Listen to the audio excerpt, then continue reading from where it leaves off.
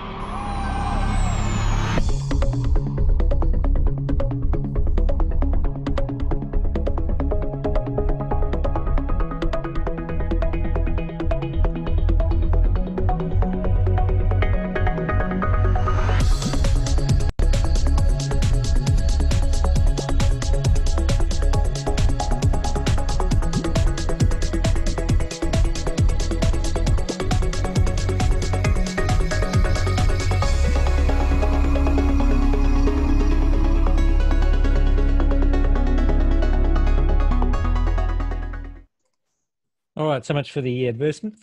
Thanks for coming, everyone. I'm Peter Howard. I'm the president of the Space Association, and welcome. Thanks for coming. Sorry we can't meet in person like we used to in the old days, but anyway, the new normal.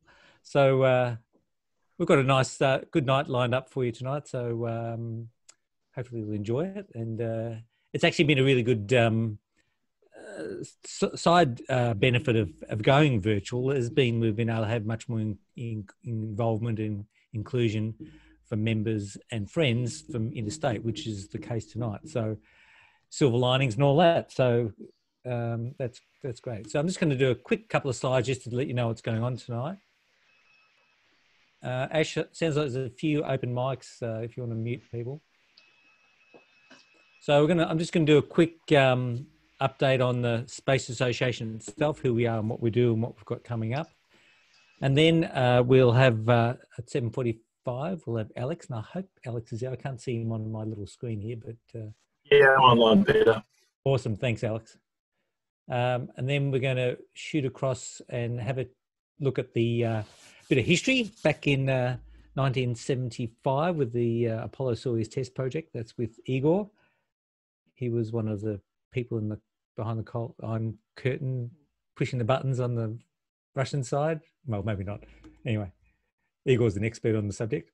And then we're going to have a report from a member over in WA, Julian Timmerson, and his trip to the Carnarvon Space and Technology Museum. And for all of us over here on the East Coast, and even those people over there in WA in Perth, Carnarvon Space Technology Museum looks great, but it's a bloody long way. So I'm really looking forward to seeing Julian's presentation. But he's promised not to overdo it, so we'll still have a motivation to actually go ahead and get there one day ourselves and do our own bucket list. So there we go. And then we'll sort of finish up at 9:30. But the experience in the last few months has been we'll keep yabbering on till about 10:30. So if people are up for that, that sounds good. All right. So for those members that are here, we've talked about this over the last few months. We're meant to have our annual general meeting back in May, but of course with all the COVID thing, not able to meet physically. So basically we've had a deferral from the Department of Justice or whoever they are that looks after associations and administration of meetings, etc. So we don't have to go ahead and have our an AGM. We've had a deferral. Now, that was originally for 3 months, but I have a feeling they're going to keep rolling over because we're still not able to meet physically. But the aim and the plan is that for those people that aren't in Melbourne or aren't able to get to the meeting, that we will make an avenue by which you'll be able to participate in the meeting virtually anyway. So those plans are pretty well advanced, and I think we've got most of the technology covered. It's not sheep station, so it should be fine. Should be fine. Just to those people who aren't familiar with the Space Association, we've been around for coming up to 30 years, I think. And we basically started off out of Monash University as a space group. And then we moved to an independent group, the Space Association, and we've been meeting monthly, pretty much continuously for that amount of time. We do our monthly meeting, usually 11 meetings a year. And we also have special events and features and things like that. And we get involved in different projects, and whenever there's a space-related special event like the Apollo 11 50th last year, we had a big involvement in the release of the movie, and also we had our own special event around that as well. And we've done other things for Apollo 13 and other space happenings around the place. And whenever there's somebody in Melbourne or in Australia we can get hold of, we usually grab them. We had a mission control flight director come and talk to us in conjunction with the Engineers Australia a couple of years ago. That was fantastic. So we do that sort of stuff. So that's kind of part of the activities we do and the benefits of having us around. The other thing we do is a weekly radio show called The Space Show, not to be confused with the American one. We had the name first. And that takes place here, broadcast in Melbourne, obviously on retro radio waves, but it also live streams and it podcasts as well. So usually within a day of that going to air, it's on the website for you to be able to listen to that. So we have a lot of our own content, original content, interviews, etc. And we also play retrospective documentaries about things that happened in the past, etc. And that's on 7 to 8 p.m. Australian Eastern Summertime, or Standard Time, I should say. Summertime, obviously, summertime. Yeah, so that's good.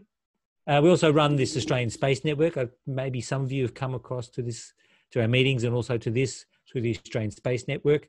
It's basically a meetup group that tries to combine everything from everywhere, like if it's a Mars Society function or a National Space Society or an astronomy group or the Space Interpretive Dance group, we'll have them on. I don't know whether there's such a thing, but anyway, anything space related we'll try to put up there. And we also have people around the country who can, administrators can put their own events in there. For example, if there's something in Perth or Brisbane, they can put their own local events in there.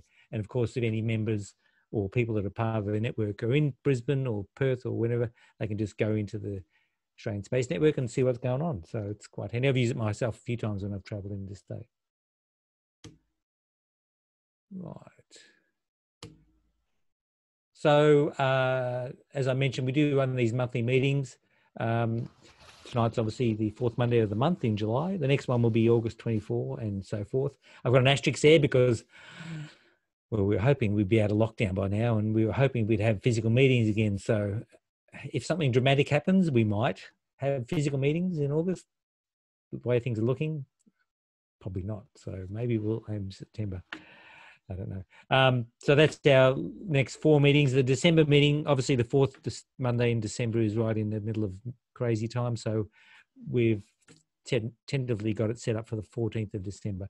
And usually we have a special event like a trivia night or something like that happening there. Now, for those people that aren't members of the Space Association, you're more than welcome to be involved. Thank you for coming. We love having you with us. If you're interested in being involved and becoming a member, that would be great as well. It helps to fund what we do and keep the show on the road. So if you've got any value out of the time you spent with us, we'd love that support. And that helps to fund our activities, our radio show, and other things that we do as well. Now, guess which parachutes these are? Oh, I haven't got the mics open, so I'll tell you, it's the Crew Dragon Demo 1 parachutes, and hopefully we'll be seeing them on the Demo 2 manned one in the next few days. So once again, our next meeting is August 24. All right, that's enough of me blabbering on. It's my great pleasure to introduce Alex Linossier. Hopefully I pronounced that correctly, Alex. And I'll just... Yep, that's pretty good. Fantastic. And Alex is the project manager for launch campaigns at Southern Launch. And he manages the launch campaigns of customers' vehicles from conceptual discussions right through to launch operations. Other large projects at Southern Launch and supports all engineering activities. And Alex completed his Master's in Space Engineering at Technische Universität, I messed that up, in Berlin in Germany. So that sounds amazing. After completing his Bachelor of Aerospace Engineering degree at Monash. So with that, I'm going to stop talking and I'll hand it over to Alex and I'll stop sharing my screen. And Thanks, Peter. Leave the floor appreciate to you. I appreciate the opportunity to present today as well. Let me just share my slides. Oh, by the way, this is being recorded just in case you needed to know that.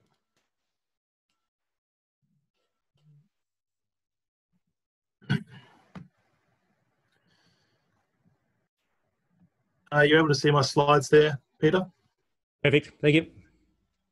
Great. So, yeah, thanks again for the opportunity to present today on Southern Launch. And I'm also going to start off with some slides that are basically, you know, the typical sort of commercial corporate slides, bit of background around the company, what we're trying to do, and then hopefully get into some more interesting things that may sort of generate some discussion amongst the members tonight. And leaving plenty of time for Q&A. That's always my favourite part of any talk, really.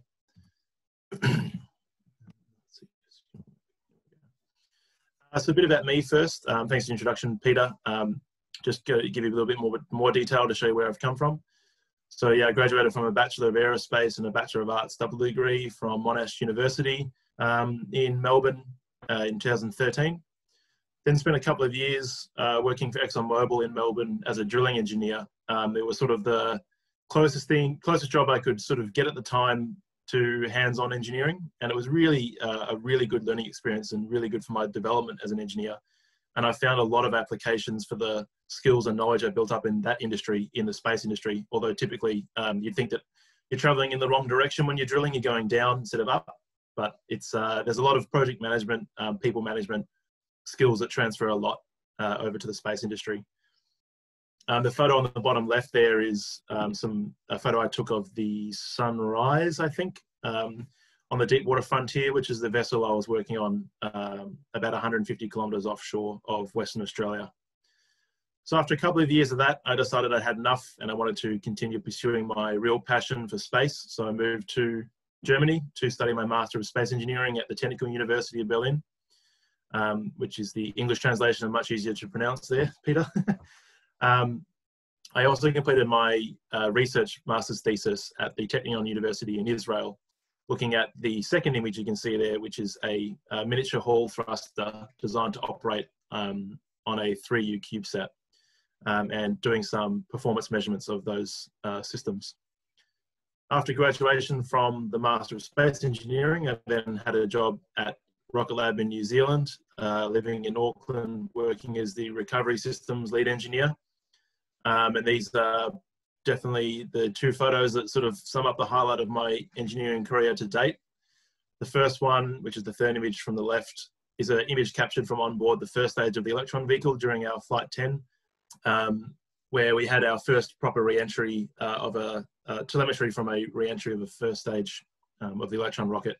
And that was really exciting onboard footage to get back. Then on the far right, an image from the last thing I did while I was at Rocket Lab, which was a mid-air capture test. So that was testing the systems to allow us to snag a returning electron first stage mid-air to avoid landing that rocket into the ocean and having to recover it from there. And that was a really interesting test to see how that whole system, how easy it was to operate and how it actually worked. And of course, I left there earlier this year and moved to Adelaide. And now I'm the project manager at Southern Launch. And as Peter mentioned, I'm basically looking after bringing new customers on board, new launch vehicle service providers, and having them launch out of our Wellesley or Caniber launch sites, as well as managing any other large development projects that are going on at Southern Launch. So a bit about the industry and what service and market we're trying to meet at Southern Launch. So typical old space is, you think, large and expensive. So you've got satellites that are weighing multiple tons. You're looking at manufacturing costs in the hundreds of millions of dollars, typically heading to further out orbits or interplanetary orbits. It was very common for telecommunications satellites, and still is, to be in geostationary orbit. And that was where a lot of the money in the industry was going. In particular, you note the launch cost there of around $250 million US, and the very long lifespan of around 15 to 20 years. Another important part of that also is that at the end of that lifespan, those satellites typically do not come back. So they basically get pushed out to the graveyard orbit. Outside of geostationary, they basically sit out there for tens of thousands, if not millions of years. The new space industry, of course, is smaller, it's more agile, it needs to be more responsive. And that's what we're looking at launching from South Australia. That's things like CubeSats and small satellites. Manufacturing costs are sort of, for a CubeSat, around $400,000 US, getting up to a couple of $1 million for some small satellites, maybe more expensive if you're looking at some very specialized hardware. And the real sort of difference here is in the launch cost. So as CubeSat satellites started being developed and people started packing more and more capability into smaller spacecraft, it took a while for there to be launch service providers that could give manufacturers of CubeSats what they needed out of a launch. Larger launch vehicles that have the capacity to put thousands of kilograms into orbit obviously aren't going to launch a couple of 3U CubeSats, for example, for Planet. And so there needs to be that service, which a few people are starting to provide now, Rocket Lab being one of them. And these satellites typically go to much lower orbits, low Earth orbit, sort of 400 to 500 kilometers altitude, and they typically deorbit within a few years. And in developing that sort of new industry in Australia, there's been quite a few government initiatives. There's a SmartSat CRC with about $250 million there of funding, which is quite a lot. And also the partnership between the Australian Space Agency and NASA, which is the $150 million Moon to Mars program. Part of the thing that has allowed the new space to start up, both in terms of satellites and launch vehicles, is the use of commercial off-the-shelf technologies. So that's space-specific companies that are setting up to just sell systems to satellite manufacturers. But it's also around satellites making use of existing technologies from outside of the space industry. Looking now into the market size that Southern Launch is trying to address. So conservative small sat launch market is estimated at about $30 billion US between 2017 and 2026. About half of all of these small satellites head to polar orbit or sun-synchronous orbit. And these, the reason why is because these satellites typically are doing a lot of Earth observation and building up communication networks to sort of cover as much ground as possible. And obviously the polar and sun-synchronous orbits are the ones to do that in. So most of these satellites are heading to those orbits, even ones that are heading into constellations, which is really a major driver for the number of satellites being launched. You can see down the bottom left there's a list of companies that are currently working on small lift rockets. So this slide says 79. The last number I heard was 135, I think. So it's growing every day, the number of companies trying to build small lift launches. But you can see there's only a few operational ones. Rocket Lab Virgin Orbit this year had a a failure on their first attempt to reach orbit. And of course, we've got our Australian Gilmore Space Technologies up in Queensland as well. So yeah, $30 billion US for manufacturing and launch of these satellites. You're looking at around 6,000 satellites.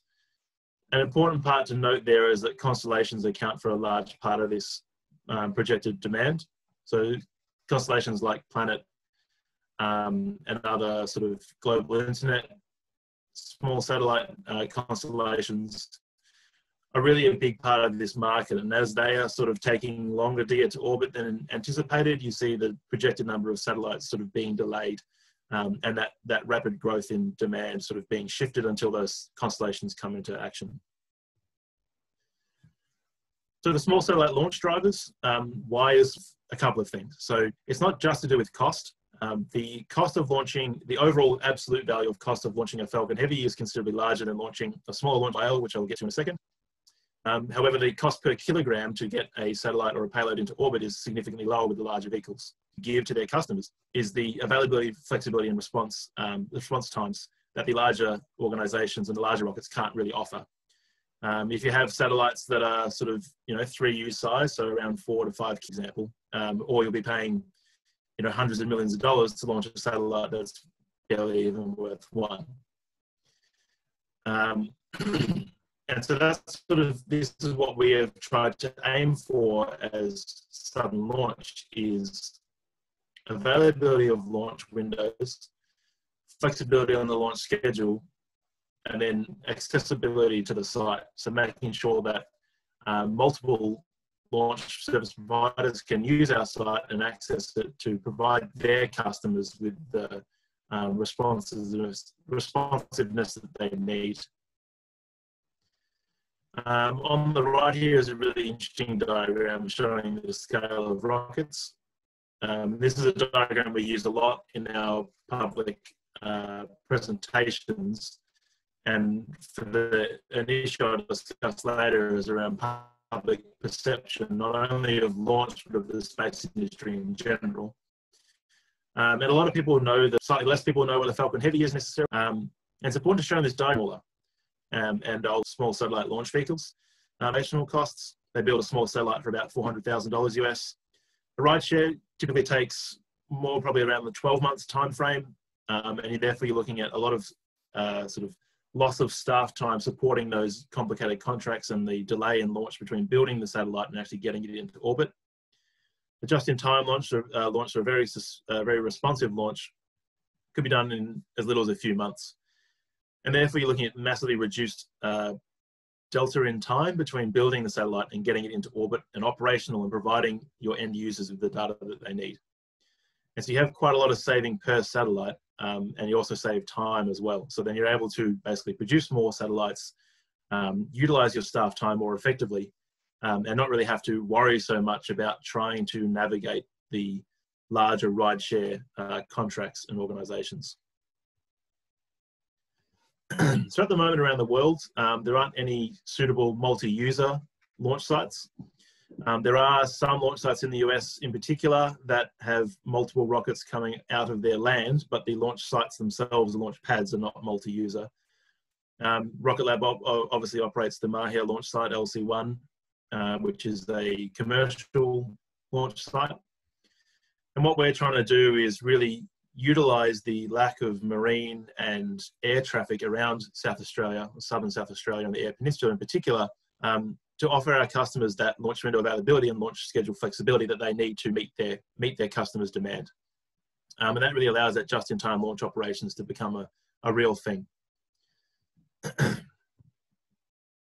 So our strategy as a company, we're not just looking at providing a concrete pad to customers.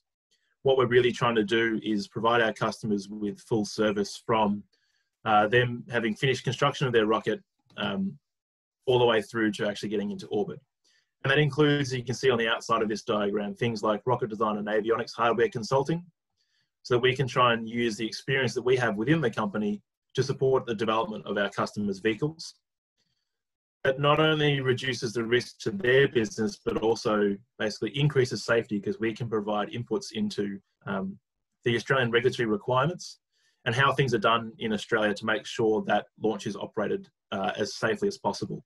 Ultimately, safe operations are the cheapest and the most effective operations, and that's a really important lesson that I learned in the oil and gas industry, is that on the surface it may seem like safety and safety measures and safety systems are expensive, but ultimately they are the best thing for the business, even aside from all of course, the impacts, avoiding impacts on people and the environment, which really, in my personal opinion, is the sort of the main driver for doing things safely. So yeah, as I mentioned, Southern Launch is looking at producing this product continuum. So that helps our customers get to orbit faster, and it helps them get to orbit safer and more reliably. We offer three sort of main areas that we support with 2 launch sites. So we have our suborbital launch services, orbital launch services, and the rocket propulsion test, which is also part of our Wellesley orbital launch complex. And within that, we provide services such as range safety analysis, all of the launch services, launch support, as well as operations in terms of supporting the actual launch on the day. And we're really trying to build up using Australian space launch knowledge and experience. So while personally a lot of my experience was developed overseas, a lot of the people within Southern Launch have defence backgrounds or other similar Australian space heritage, and that's been really important for us to navigate the regulations, which I'll speak more about in a while. Ultimately, what we want to do is not only become the world leader in the provision of the launch facility, but also the services around that. So operating the facility, operating a launch vehicle, going through all the permitting processes that allow an operator to actually get into orbit and deliver for their customers on time and safely. So now I'll give a review of some of our launch sites. So the first one is the Wellesley Orbital Launch Complex. You can see on the left-hand side there an artist's impression of our launch site, launch pad, sorry, within the Wellesley Orbital Launch Complex. The main features are you have the launch pad with flame trench. You'll see there's no launch table on top of it, and that's because every customer will bring their own. We have the from explosion or fire at liftoff of the vehicle. Up the runway, we then have the vehicle assembly building where these rockets will be assembled and their stages mated to each other before being rolled out to the launch pad. The Wellesley Orbital Launch Complex is located at the tip of the is the Wellesley Orbital Launch Complex. It offers very good access to orbits and higher retrograde if anyone is looking to launch a satellite into a rather interesting 35-minute drive. So we have full support there with deep water ports and quite good air access. There's some numbers around the agreements that we've signed. I think this may need to be updated slightly, but you can see we've got a lot of interest from around the world. It's a lot of, there's a lot of sort of interest and money to be saved for launch service providers and not having to build their own dedicated launch site. So our second launch site is the Caniber test range. It's located just south of the warmer prohibited area, which you can see on this map of Australia here. The warmer prohibited area is in red, and the Caniber test range sits below it. On the map on the left, you can see there's just a small gap where the Trans-Australian Railway squeezes through the middle. This is located sort of northwest of the town of Ceduna, you can see here. And this is one of the largest land testing ranges in the entire world. It allows customers to come and test systems for their rockets or satellites in a suborbital rocket flight, and also then recover those payloads from land for further analysis or iterative design. And again, this is about reducing the risk to these launch service providers coming to launch to orbit for Wellesley, but most of them will be done at Caniber. The launch itself up here on the left on staff at the moment, and we're looking to expand that up to about 35. Ultimately, in the long run, we're aiming to bring assembly of the rockets from stage level for the rocket. Hopefully in the future, some more detailed assembly will be done. It reduces shipping costs, not having to ship entire assembled rockets to Australia. And so hopefully there'll be some quite a large number of jobs in Australia generated through that.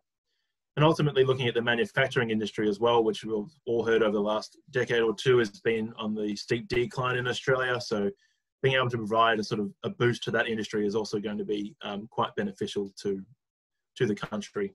I can speak from experience over in Rocket Lab, over in New Zealand. Rocket Lab had multiple suppliers be able to double or triple the size of their manufacturing capability simply through the demand of one rocket operator. On the right-hand side, we have some of the more indirect benefits. So we have tourism. Rocket launches are exciting. They're interesting. People want to go see them, whether that's interstate or international travel, could be either or. It's a strategic capability. So Australia being able to have the ability to be able to launch our own satellites when needed and to the orbits where they need to go is quite an important part of building up our nation's resilience in terms on the world stage. Of course, jobs, as I mentioned, as you see how many FTE there are potentially in launch in the near future.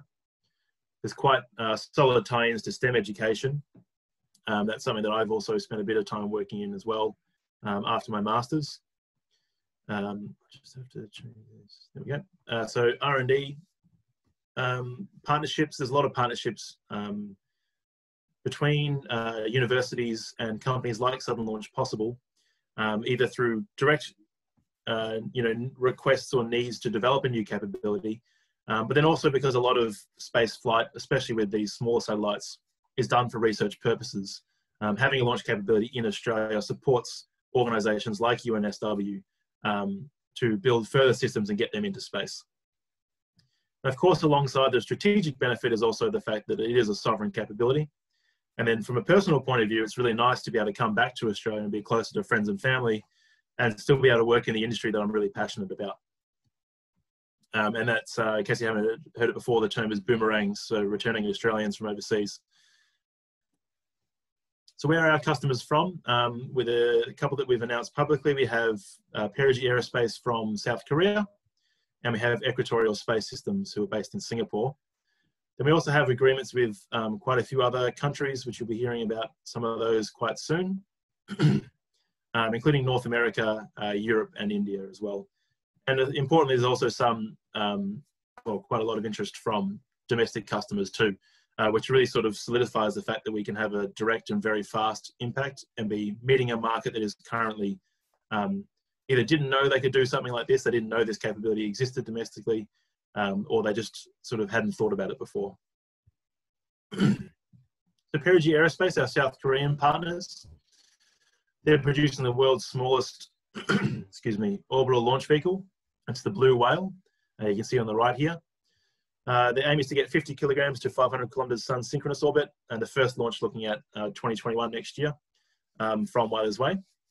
Hopefully growing over the next few years up to around 20 launches per year ultimately.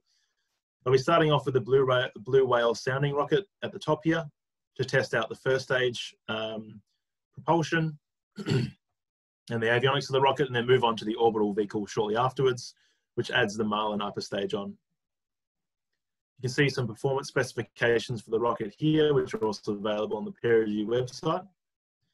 We signed a contract with them in September last year. You can see Yoon, their CEO, and Lloyd, our CEO there. And then also, again, you can see Lloyd and Yoon and our sales director, Peter Williams, who luckily managed to scrape in a visit to South Korea before the whole world went nuts and into lockdown. So the whole reason for me giving this speech today is we recently released an update on what Southern Launch has been up to. So first off, we have a new website, southernlaunch.space. Check it out, have a look through, it gives some explanation as to what we're trying to do. And also it has a point of contact if you're interested in procuring any of our services. A Series A funding round is going to be finalised in the coming months, which will be quite good and allow us to then continue on the development of the both launch sites.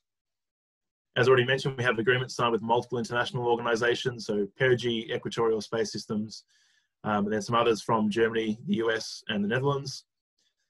The Wellesley Orbital Launch Complex, just last week we completed the geotech investigations on site there to calculate what our foundations need to be for our buildings and large infrastructure, major infrastructure sites. And that feeds into our major project development application or development approval process that we're going through at the moment. So as I mentioned as well, we're aiming to have the first orbital launch done next year, early next year if possible. In terms of the Caniber test range, we submitted our launch facility license stage 1 and stage 2 at the end of last year, as well as our launch permit for our first space launch over 100 kilometres submitted to the Australian Space Agency. And keep an eye out, because in the next sort of few weeks we'll be making an announcement around our first launch as a company and first launch from Caniber. So finally, I just wanted to touch on a few things to try and sort of generate a bit of discussion around with interested people. And that is sort of highlighting some of the difficulties for domestic space industry. I think a lot of the time these talks are always like to focus on the positives, but I think it's important to recognize things that could potentially negatively impact the industry as well, so that we can sort of talk about them, learn about them, and figure out how we can solve these. So the first difficulty that I'll talk about is the regulations. The regulations are being used for the first time in many cases. This isn't just referring necessarily to the space regulations, the Space Launches and Returns Act of 2018, but also existing regulations. This is the first time they're being used in this application for a launch facility. And so what we're finding is that we're having to try and shoehorn existing regulations that don't really suit into a new application and do what we can with those. So for example, investigations of noise and emissions from a launch. Typically this is done for facilities like factories and manufacturing industry, where they are operational at least in business hours, if not 24/7, whereas all of the emissions from a rocket launch happen over the course of a couple of minutes, once every few weeks or once a month. And so it's difficult to try and meet the regulations when you're operating in a much different sort of operational environment. And so what we've tried to do to overcome that is hire experienced staff. So that's not just staff that are experienced with the space industry, but people who are experienced with infrastructure development in particular, all around the world. And what this does is it helps us maximize safety. So where regulations may not be very specific around safety, we make sure we have people who have seen things happen and have seen operations from around the world, so we can pick out the best practices and make sure we're doing this as safely as possible. And also they can utilize that knowledge of existing and comparable regulations from around the world to try and sort of give insight into how we would like the regulations to be interpreted in Australia, and how it works in good ways and bad ways elsewhere in the world. For example, personally, obviously, how space launch works in New Zealand, which is a fairly similar regulatory environment to Australia. The second issue that I want to just raise quickly is around public perception. And this is an industry-wide issue. It happens in a lot of industries that are sort of high-tech and not really known about or haven't existed until recently in Australia. And this is something that, in my experience, multiple launch providers all around the world have come up against.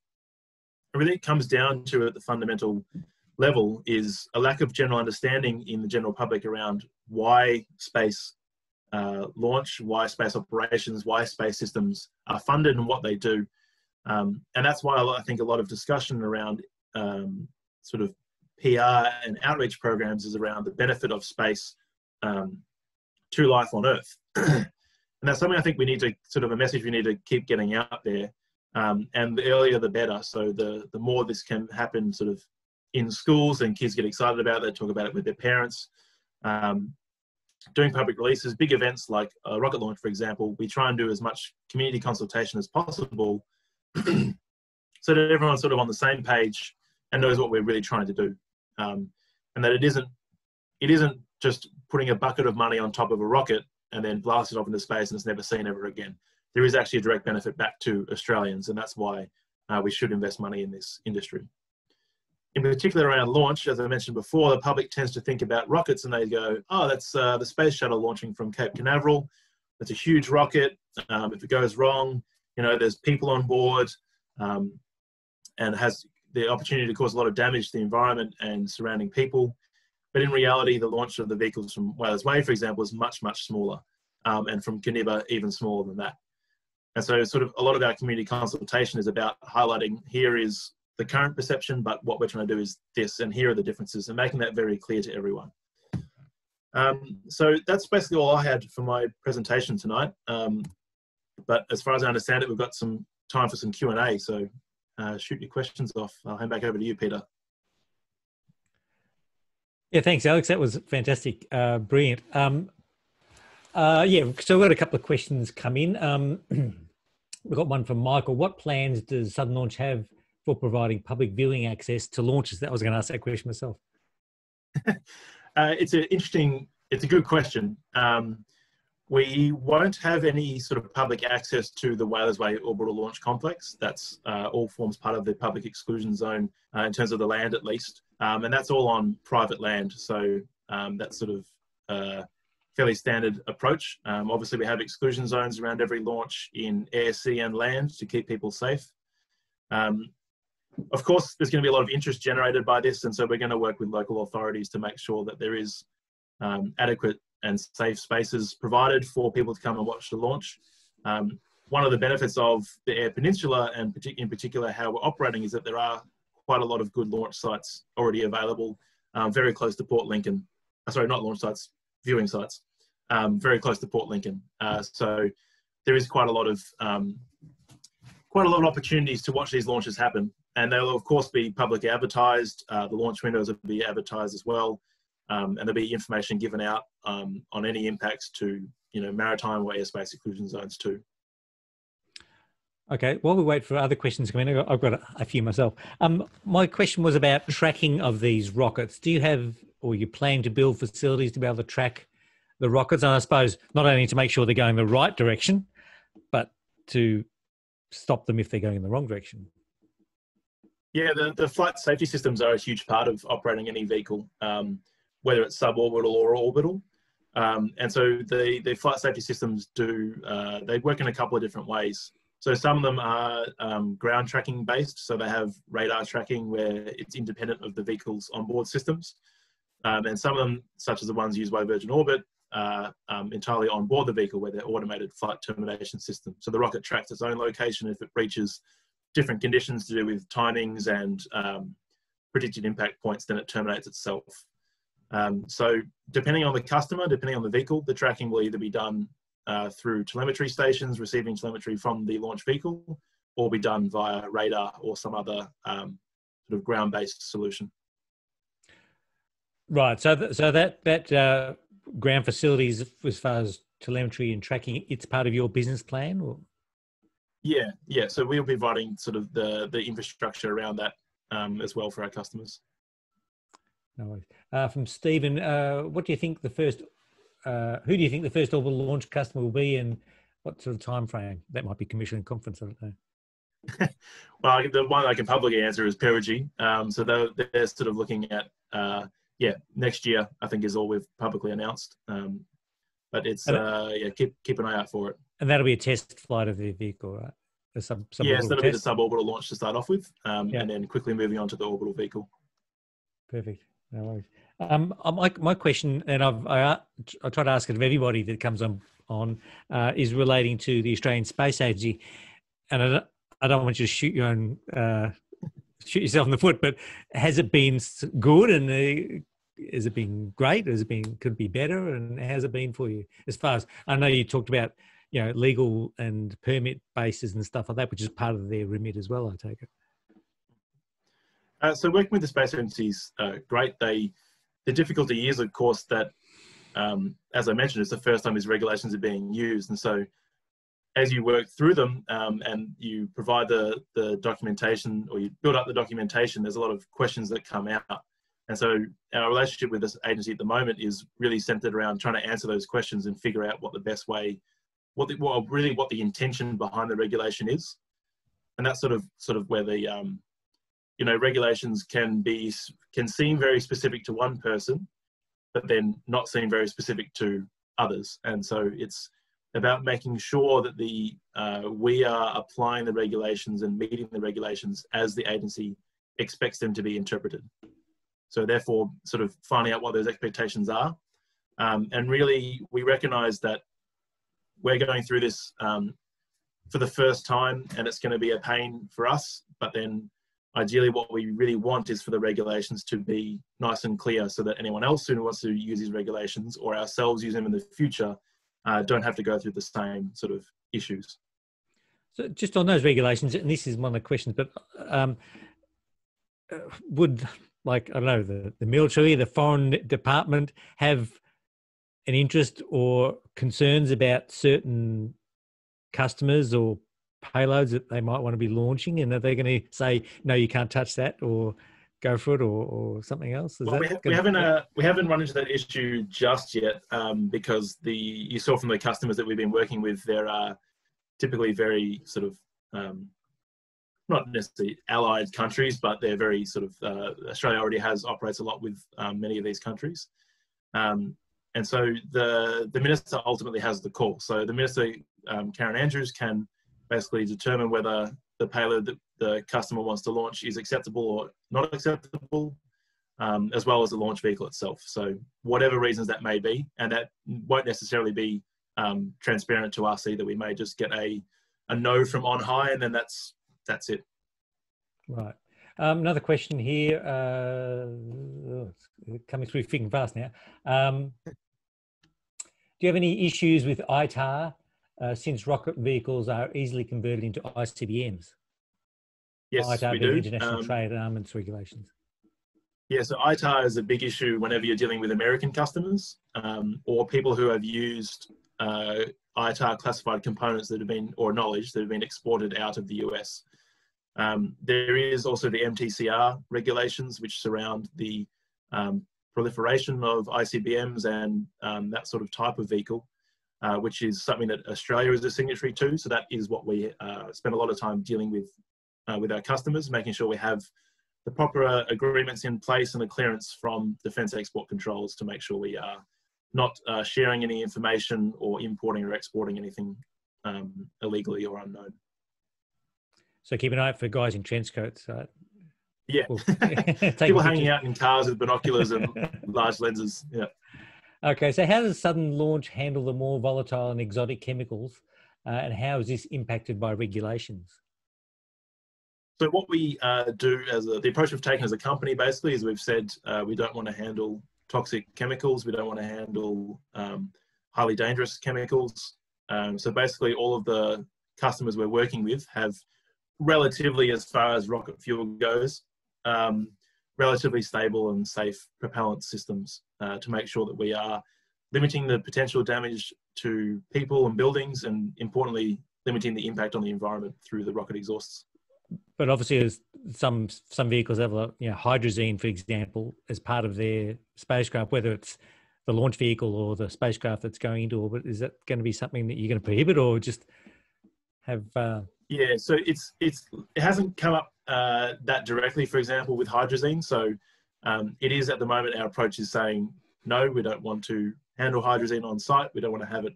We don't want to have to import it into the country. We don't have to, distill it or anything ourselves. So we're just trying to keep it simple and say nothing that dangerous on our launch sites.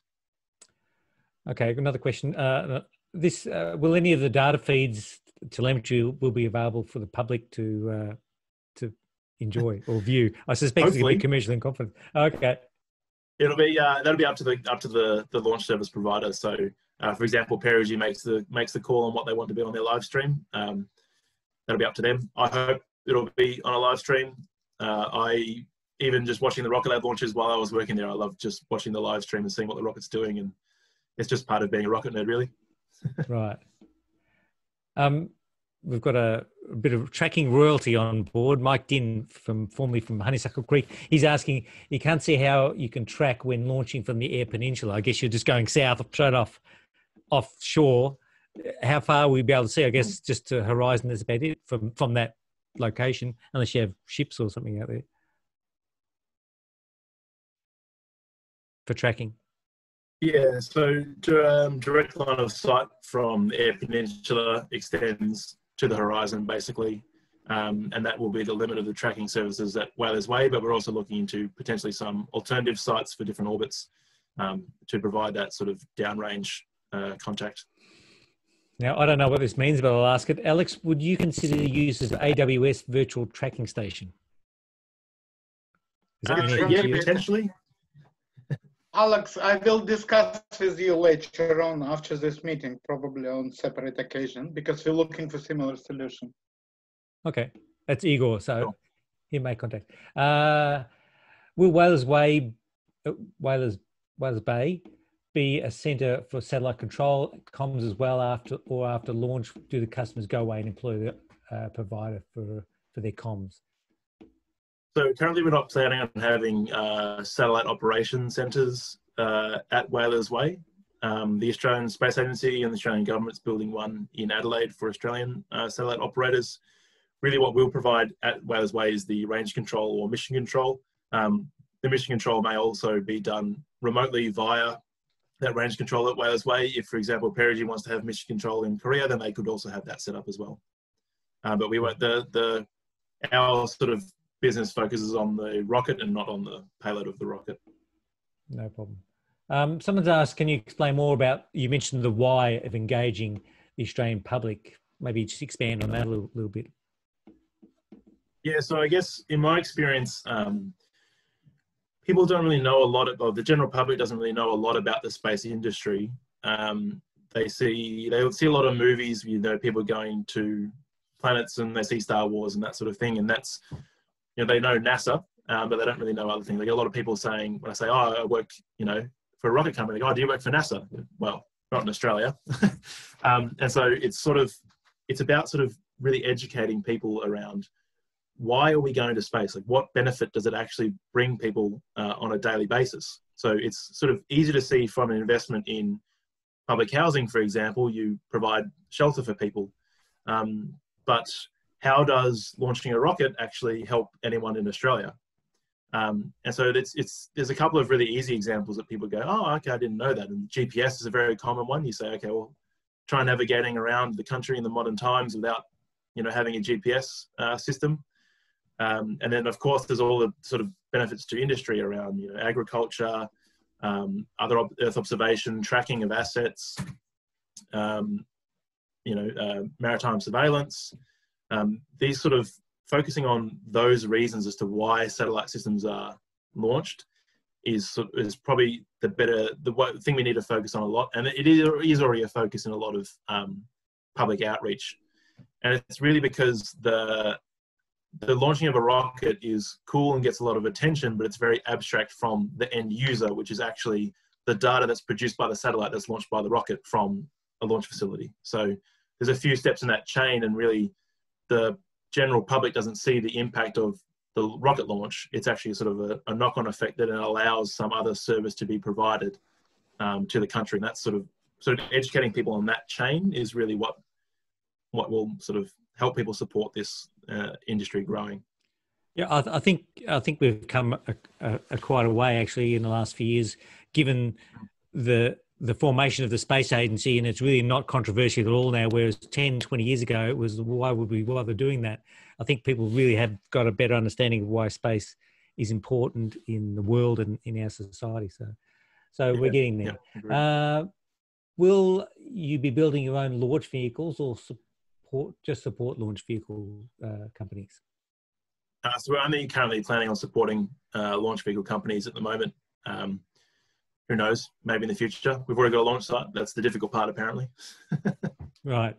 And someone's mentioned, I don't know whether this has happened or will happen, about a space symposium in Colorado Springs. Did you go to one, or is there one coming up that you aim to go to? I think we went to one previously. It was before I started at the company, and okay, I imagine we'll be going to whenever the next one is, although that may be a few years away. Right. That was asked by somebody named Adam, but I don't know. Hopefully next year. Oh, there you go, Adam. There you go. Hopefully, yeah. Hopefully next year. Well, I'm calling in from America. I live near Boulder, Colorado. Oh, welcome. Right. I live in Right. Then I went to Monash Uni for a year as well. Oh, fantastic. I'm glad you can join us. Terrific. All right. I had a question about, obviously, Indigenous concerns are front of mind. Did you have any? Did you have to go ahead and clear them all out, or did you get cooperation from them, or was there any overlays from the Indigenous community in that area that you're operating? And I assume that could have been a complex step. Yeah, it is a complex issue, and it's one that we are very aware that we shouldn't be, like we being Southern Launch, shouldn't be leading the solution to that those issues. It's not they're not sort of our issues to dictate how to solve. And so we're working closely with a number of groups from the South Australian government, including the Aboriginal Affairs and Reconciliation Office in the Department of Premier Cabinet Office, to make sure we're sort of meeting the regulations, and that they conduct community consultations or give us direction on how we should conduct community consultations. And also for the Caniber launch in particular, that launch site is launching from the land that's owned by the Caniber Aboriginal community. And so we work very closely with them to not only lease their land from them, but also employ community members for a launch to provide security and range clearance maneuvers, and also then to lead our recovery teams in recovering payloads to try and avoid disturbing any previously unidentified Aboriginal sites that are in the national parks just north of Caniber, where we'll be landing the payloads. So it's very sort of fundamental to the operations of Southern Launch that we work with the Aboriginal communities and sort of make sure that they are very heavily involved in the process from the get-go. Okay, another question. Why are you launching from a southern location rather than one close to the equator in Northern Australia? Better equatorial launch versus polar launch? Yeah, so that's correct. For equatorial launches, it's much better to be closer to the equator. You get about a half a kilometre a second extra kick of energy off the spin of the Earth that we probably lose about half of down in South Australia. But ultimately, the orbits that we're going to, the polar and the sun synchronous, it doesn't really matter whether you're at the equator. And the advantage of being away from the equator is that you avoid a lot of marine and air traffic. There was a slide that I had up before, and that basically has this thick band traveling almost the entire way across the world. And that's basically the traces of all the planes and ships traveling around the world during a year. And so by heading south or very far north, you can sort of avoid a lot of those issues. And that simplifies the process around making sure there's enough time available in the calendar year to launch the rocket and meet the customer's demands, basically. But it's, I agree with the comment that our launch site isn't good for equatorial launch, and that's a reason why we're not ever planning on launching to equatorial orbits from Wellers Way. Otherwise, you'd be dropping payloads on stages on Melbourne. Yeah, exactly. Yeah. Or Adelaide. I'm from Melbourne originally, you know, even though I live in Adelaide now. Yeah, okay. So just another question on that. Yeah. Public perception by the federal government is that the space industry will generate tens of thousands of jobs through the space industry. Your slide says just a few hundred. I assume it's just part of the overall matrix of what's you're hoping to do? Yeah, that's sort of a large part of, I guess, the space industry, or a large number of the jobs of the space industry are actually in the downstream industry. So that's companies that use space data, for example, to produce useful products to a range of industries. And that's where a lot of those jobs and that money will come from in the Australian space industry. And that's something that Australia already does quite well in. The upstream space, so the what I consider to be the fun stuff with the rockets and the satellites, is going to be a smaller chunk, I would say, than the downstream. But those numbers that I had up on the slides, for example, are really just indicative of direct impact of Southern Launch's operations in Australia over the sort of coming years. So there'll be us, there'll be people like Gilmore, and so then that's the launch contribution to those numbers. But then there's also ground station suppliers, CubeSat builders, small satellite service providers, people like Sabre who are looking at satellite operations. All of those together sum up to those tens of thousands of jobs. Cool. Now, we've all sat there and watched launches get scrubbed by weather. How's your weather data? Like, is there a time of year where you just wouldn't have launches, or is it consistently great for launches, or what? It's pretty good. it's pretty good down at Whales Way. The climate's pretty temperate. Obviously, during sort of between November and April, we need to be aware that there's an increased risk of bushfire, but there hasn't been a lot of bushfires in that area of the world in at least back to the 1930s, 1950s when the record started.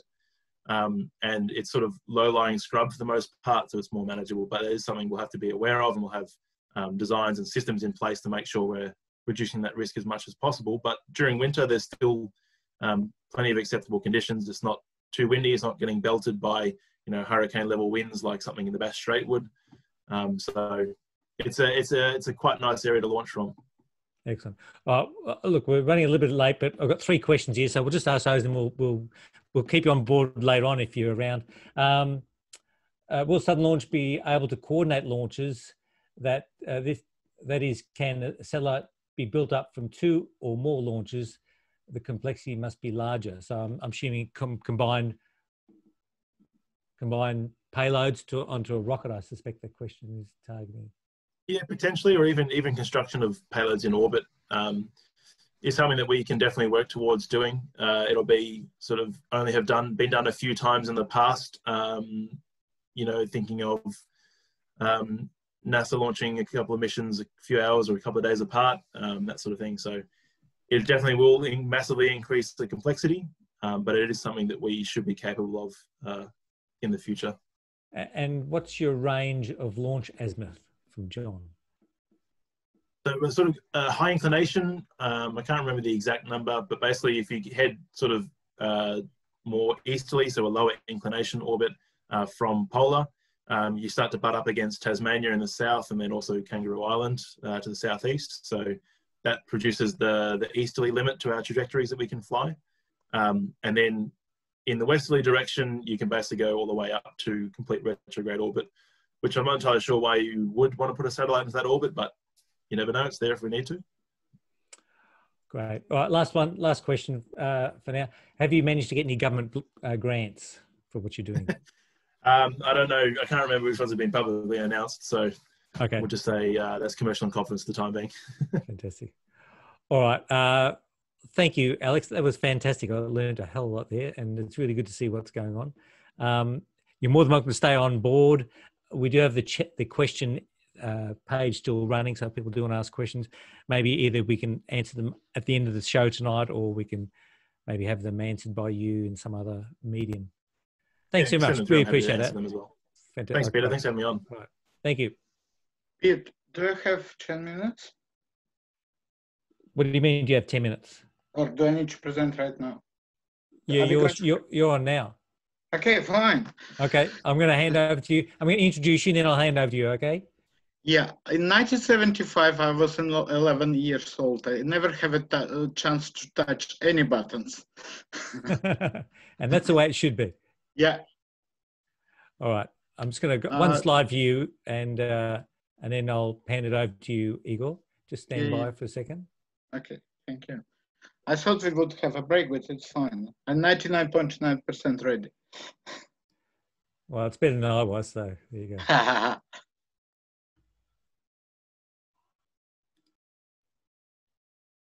And I'll try to make sure I would not exceed time. Can I share screen? Just let me do my little thing, and then I'll hand to you, okay? Yeah. Have you got my screen up, everyone? Yeah. I can see it. Okay, fantastic. All right, so this year's the 45th anniversary of the Apollo Soyuz mission between the Soviet Union and the US, and Igor Rozenberg is going to be doing that presentation. So his presentation is called A Handshake on Orbit, and longtime member of the Space Association. And as you can see, he's a dinky Aussie, as you can hear. And I found this little patch that I thought was quite good.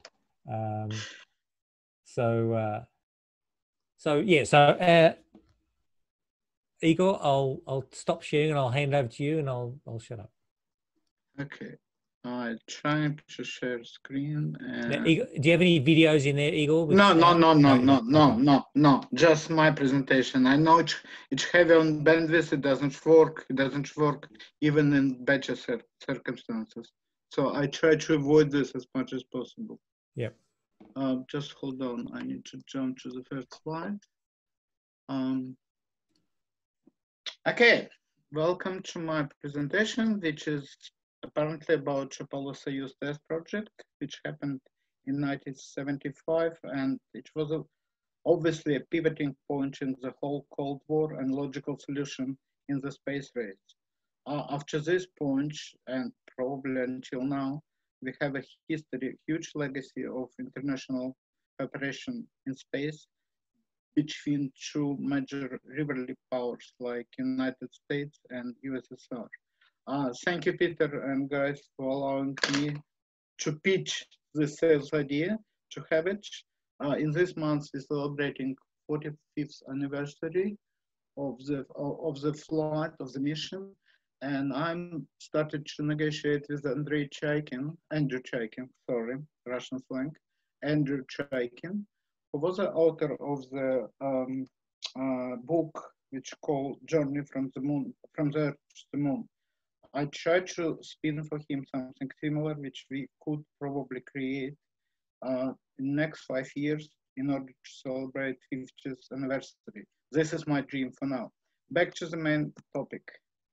1975 actually will happen historically, but first proposal to have a joint Soviet-US mission happened in 1962 when Kennedy actually offered Khrushchev to have a joint mission to the moon. At that time, Khrushchev declined. The reason why he was afraid that Americans would know everything about Russian space technology, which technically was apex of the missile program. And this was the reason why he rejected an idea. I don't know how logistically it's supposed to happen. In 1962, neither country has a docking capability, which would require it. It was a question, who actually going to land on the moon, US astronaut or Soviet cosmonaut? This is pictures from the Life magazine. They're probably quite different from reality. Rendezvous in space has been done by US side, obviously during Gemini Agena program.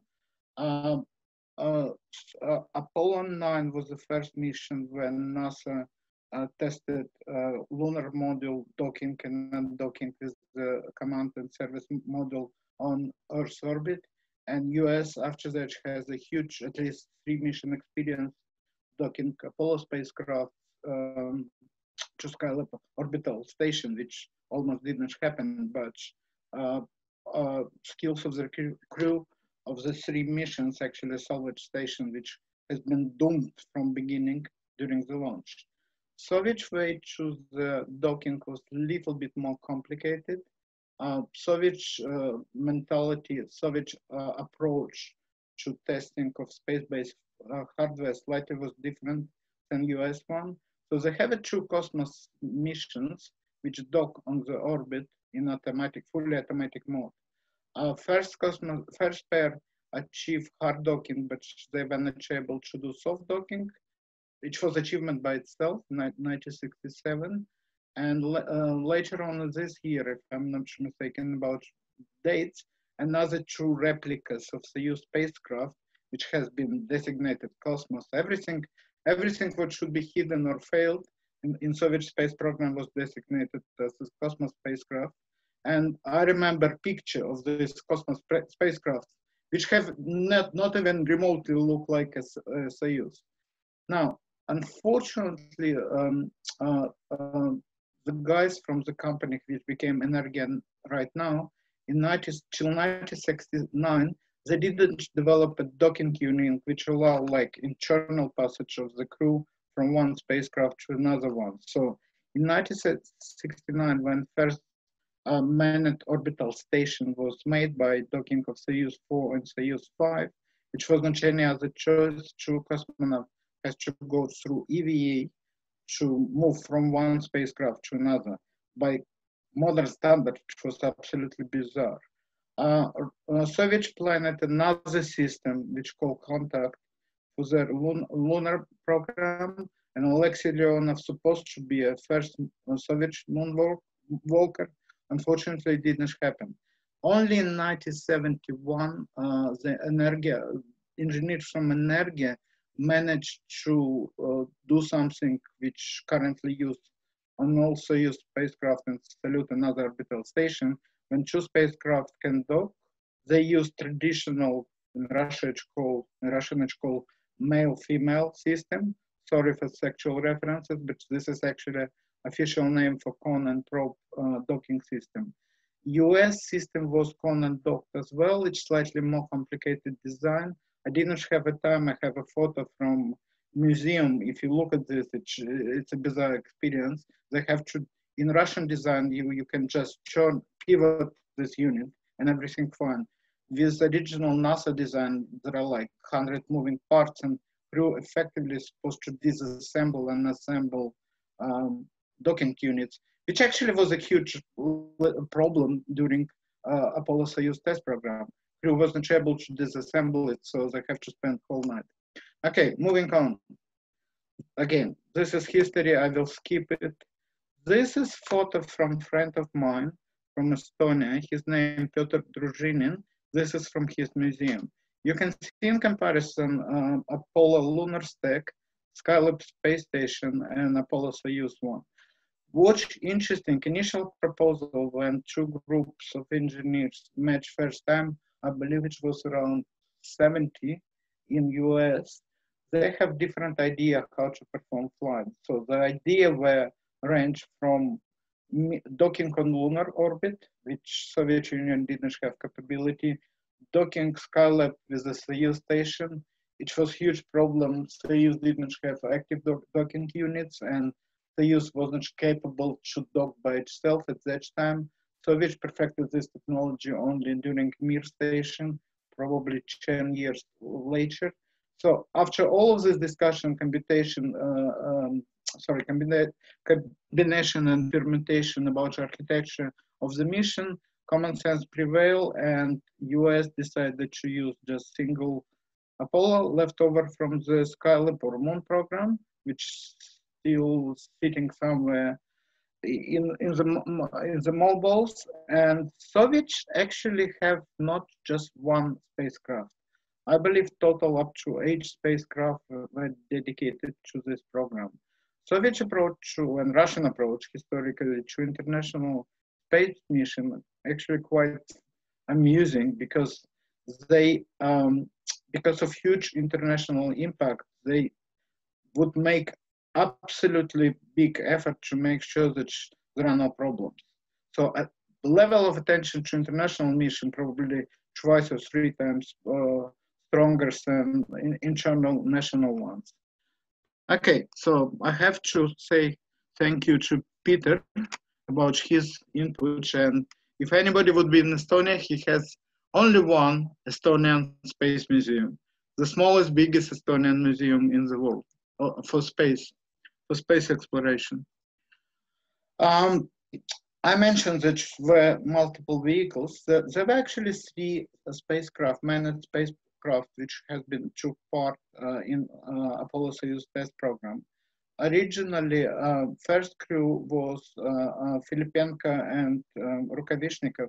Nikolai Rukavishnikov, actually known, if Aldrin is known as the Mr. Rendezvous, Buzz Aldrin. Nikolai Rukavishnikov, who, by the way, was host of the Soviet radio program about space. He was known as the Mr. Non-Docking. The guy has absolutely horrible bad luck. He was one of the most talented engineers in Energia. He was one of the most respected cosmonauts in the cosmonaut crew. But what happened? Mission Soyuz-Chen. Crew achieve hard docking, but they cannot because spacecraft meet station with the wrong angle. They have to abort. It actually was very big suspicion that the docking unit was damaged. In 1974, he was testing. It was pre-test flight to test hardware. You can see on the right corner. They have like a mock-up or test bed of Apollo docking unit, and they have to do very complicated program to ensure that real mission of Soyuz 11 would be done absolutely perfect. what happened, they perfected this flight so well, they executed this flight so well that Soviet Union canceled it next one. It's supposed to be another crew who's supposed to do another testing. So it was like, this was plan A, it was plan B. So it has to be 2 test flights before real mission. There are some high brass in military. They were so impressed by performance of this crew. It was suggestion to replace Leonov-Kubasov team by these guys. But because of public relation, and the flight was announced probably first time in Soviet program, it was in public relation, cruise has been announced before flight. It's never happened before, it's very seldom happened after that, until Russians started to cooperate with NASA, and it became public knowledge. So the black shadow of the Soyuz 11 actually happened again, because Kubasov, Leonov, and Kolodin was supposed to be a main crew for Soyuz 11. And it was quite big tension in cosmonaut crew, because it might happen by twist of the fate that these guys would be heroes of Apollo's Soyuz test program, and Leonov Kubasov again would be cancelled by some other bizarre reason. By the way, Soyuz 11 with that crew was cancelled because Kubasov has an allergy for some flower pollen in Baikonur, but doctors decided that it was some virus or something else. So, and the rest is the history. It's a fascinating story by itself, but I have to return to the main topic. Problems which engineers supposed to solve during this flight. First, huge problem, incompatible target orbits. Soviets launched usually to 51.6 degrees. US crew usually, Skylab was, I don't remember orbit, but it was different inclination. Lunar orbit was completely different inclination because of the targeting to the moon. The whole TLI maneuver was different. In the end of the day, common sense prevailed, and because of limited capability of Soyuz spacecraft in terms of delta V and changing inclination on orbit, they decided to use standard orbit for standard Soviet low Earth orbit, 51.6 degree. The same decision has been made for Mir shuttle program, because Mir was on this orbit.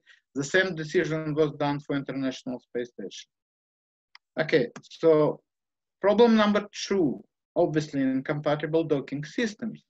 So instead of the cone probe system, which were incompatible between 2 spacecrafts, and in case of aftermath of Apollo 13, the whole root cause of this program was to establish framework which would allow international cooperation, search and rescue in space. So if you all remember Maroon movie, it's actually when Maroon movie became a reality, to fly a test program which allowed 2 countries to perform a search and rescue mission. Obviously, because you'd never know upfront which spacecraft would require rescue, docking units cannot be like cone and probe. They have to be universal, working in both directions. And this is where Seremetnikov and team from NASA worked on something which called androgynous docking unit, when by moving different petals of the docking devices, you can actually activate it in active and passive mode. Yeah, different docking units. I mentioned that originally Soviet spacecraft after docking required EVA for crew to transfer. This is contact system for Soviet moon program, and this is standard probe for Soyuz and Salyut system, which never changed. I believe significantly, design still intact from 70s. It's flying right now, even it belongs to museum. By quoting Harrison Ford from Indiana Jones. Okay, moving on. This is how androgynous peripheral attach, whichever. It's called APAS, and it became de facto standard. It has been obviously evolved, but this was originally has been used for this space flight. Sorry, wrong direction. We have compatible docking units for Mir shuttle program, ISS program, and Chinese using technically fundamentally the same design. Don't know what happened with Artemis Accords. It's absolutely bizarre situation. What we have right now, it's probably even worse than happened in 1962, but somebody tried to run Cold War 2.0 and get some benefits from this. I'm not happy with Russian side at the moment, but again, who listen to me? Yeah, it became de facto standard. And yep, sorry. Another problem, incompatible life support system. US system was using pure oxygen. Soviet system life support using more or less normal or standard atmosphere, which has oxygen and all other components. So in order to overcome this, special docking unit was developed. Apollo used exactly the same maneuver through, it's called transposition and docking, I believe. Transposition, reversal, and docking. They managed to dock with this model and retrieve it from the upper stage of the rocket.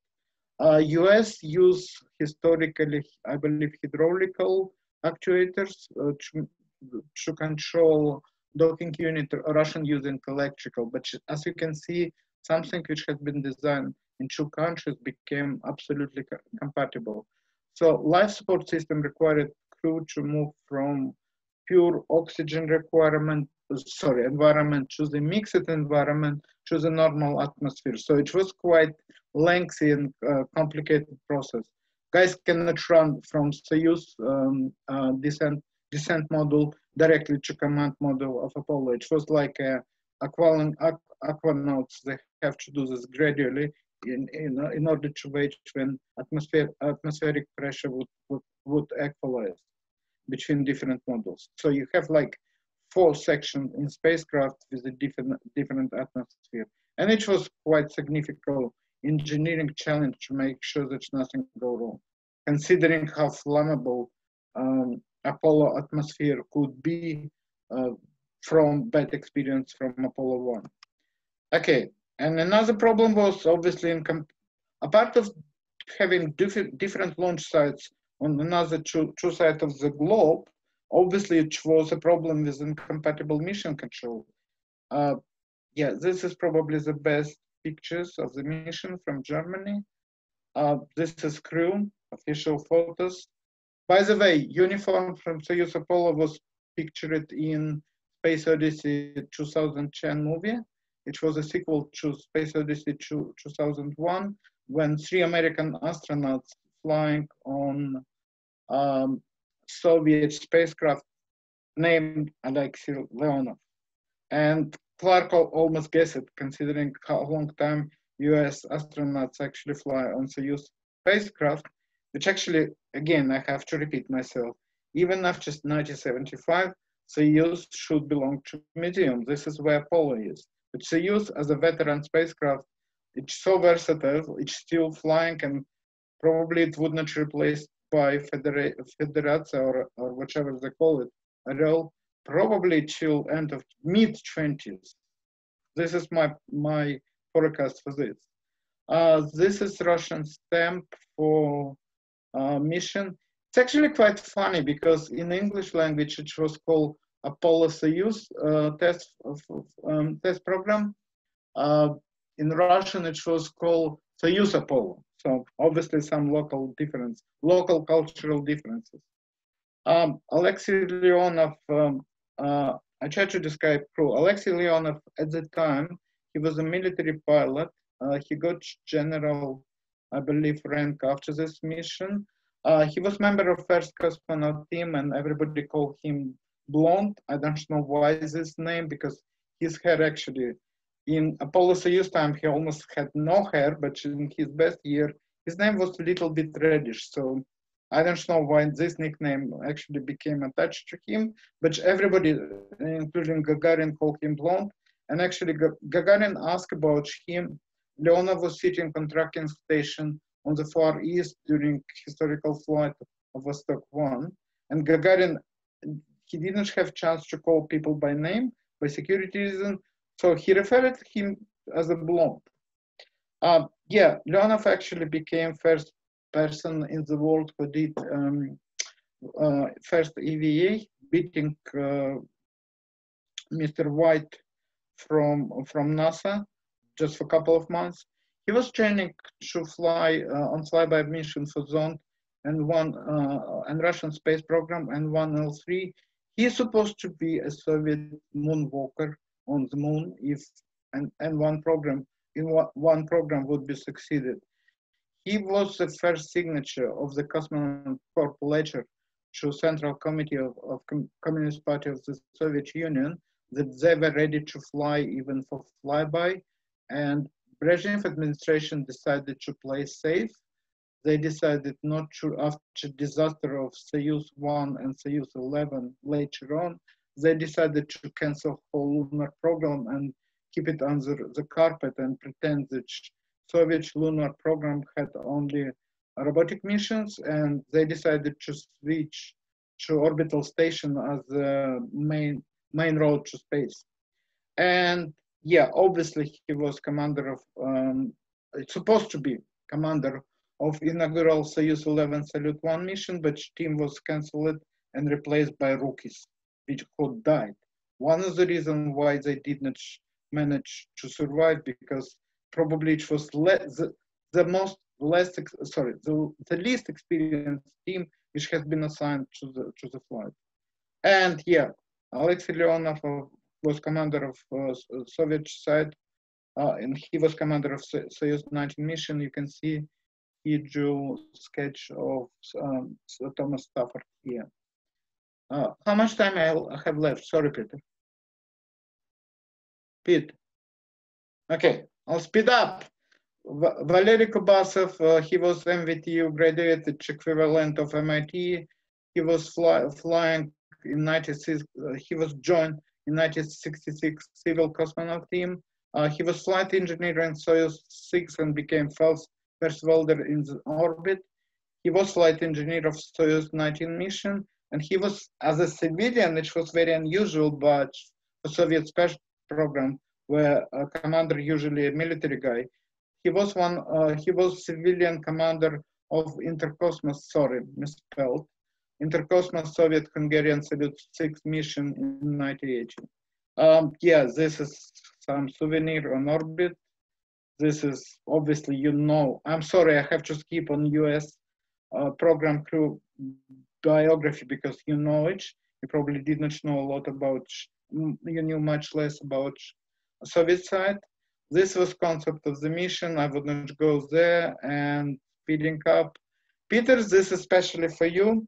I cannot show you picture from Playboy because, but you're all welcome to find this edition and see what's inside. Instead, I have to present a politically correct and neutral space tabby. So you cannot blame me for breaching of the protocol. I know we have something in previous, but this is for you. Space art, Robert McCall. Personally, I prefer this picture. Leonov has obviously his impression, but from official point of view, I would always prefer McCall to Leonov docking in space picture. And I did not have time, I'm sorry. I have to put some snapshots from Space Odyssey 2010 because whole crew is flying on the Soviet spaceship into Jupiter system on the spacecraft, which called cosmonaut Alexei Leonov. Okay, I'm open for questions. We'll just have a couple because we're running a little bit against time. Len mentioned that there was also Apollo-Soyuz cigarettes and perfume, I believe. Yes, I smoke the cigarettes and I have even shirt which was written. Not a perfume. I don't recollect perfume, but I have a shirt. I have a shirt which has a special pattern which has Soyuz Apollo. I had one, and I remember cigarettes. It has been produced by joint factory in I believe in Moscow. It was a joint deal between Moscow factory and Philip Morris. Yeah, I believe it was Philip Morris. Right. Yeah, that's interesting. I often wondered, and I assumed it was the case that because the two spacecraft did have two different atmospheres, that the module between them was an airlock, basically, so that. Yeah, it was. It wasn't just airlock. It was pressure equalizer station. I believe this is the right term. And there were three sections in spacecraft after docking, after in linking space station. It's called International Space Station. So Apollo actually was first International Space Station, not ISS. ISS is actually the third one, or even fourth one or fifth one, considering that international team flew to Salute 6 and Salute 7 by Intercosmos program. Right. So apparently those Apollo Soyuz perfume is... I don't remember. It's, look, again, it's currently on eBay for $193 plus $127 postage. So it's fine. I was in age of 11. I was not interested in perfume at that time, but I already smoked. Apparently it smells like borscht. I don't know. Speaking about borscht, I forgot to put picture. Leonov make a practical joke. When docking happened, he pulled out tube and with the label vodka, and he convinced Stafford and the crew they can drink it for success of the mission. Stafford was complaining about like rule regulation, and Leonov pointed to the sky and told him, "Look, there are nobody above us. We can try." They tried, and it was borscht. So what Leonov did, he peeled out vodka labels from real stuff, and he glued it to the standard food stuff. Stafford actually did another stunt. His daughter, I believe, Susan or Samantha, I forget. What they did, they recorded noises of women in the shower. And Stafford, remember case with Skylab when one of the astronaut wives have a recording and mission control has almost heart attack when woman voice sounded on Skylab that I'll bring you some fresh food or something like this. I believe it was in last Skylab mission. Again, we need to check this stuff. So Stafford played a practical joke against Leonov when he told, they asked before landing, Leonov asked what they're doing, because he told, we're taking shower and play woman voices in shower. Sorry, Pete. No problem. I'll let you ask more questions. We're sort of running against time, Igor. Maybe after Julian's presentation, we're just over our allocated Can time. I just add one line? When I thought my presentation was ready, Roscosmos declassified whole mission details. I have a bunch of documents. I will write article based on them. And if you have some gap later on, I can reveal you some more details because it's a well of information which was classified before. Okay. All right. Fantastic. All right. Well, thank you, Igor. Great job. If you can stop sharing your screen. Sorry. It's okay. We will hand over to Julian Timmerson. Julian is a member of the Space Association from over west in Perth. And Julian, I'll hand over to you to introduce yourself, and he's going to talk about his trip up to Carnarvon. Okay. Thank you, Peter. Yeah, thanks for allowing me to do a presentation. Going to give you a presentation of an item that's been on my bucket list for well over 20 years. And yeah, it's finally came to fruition earlier this month.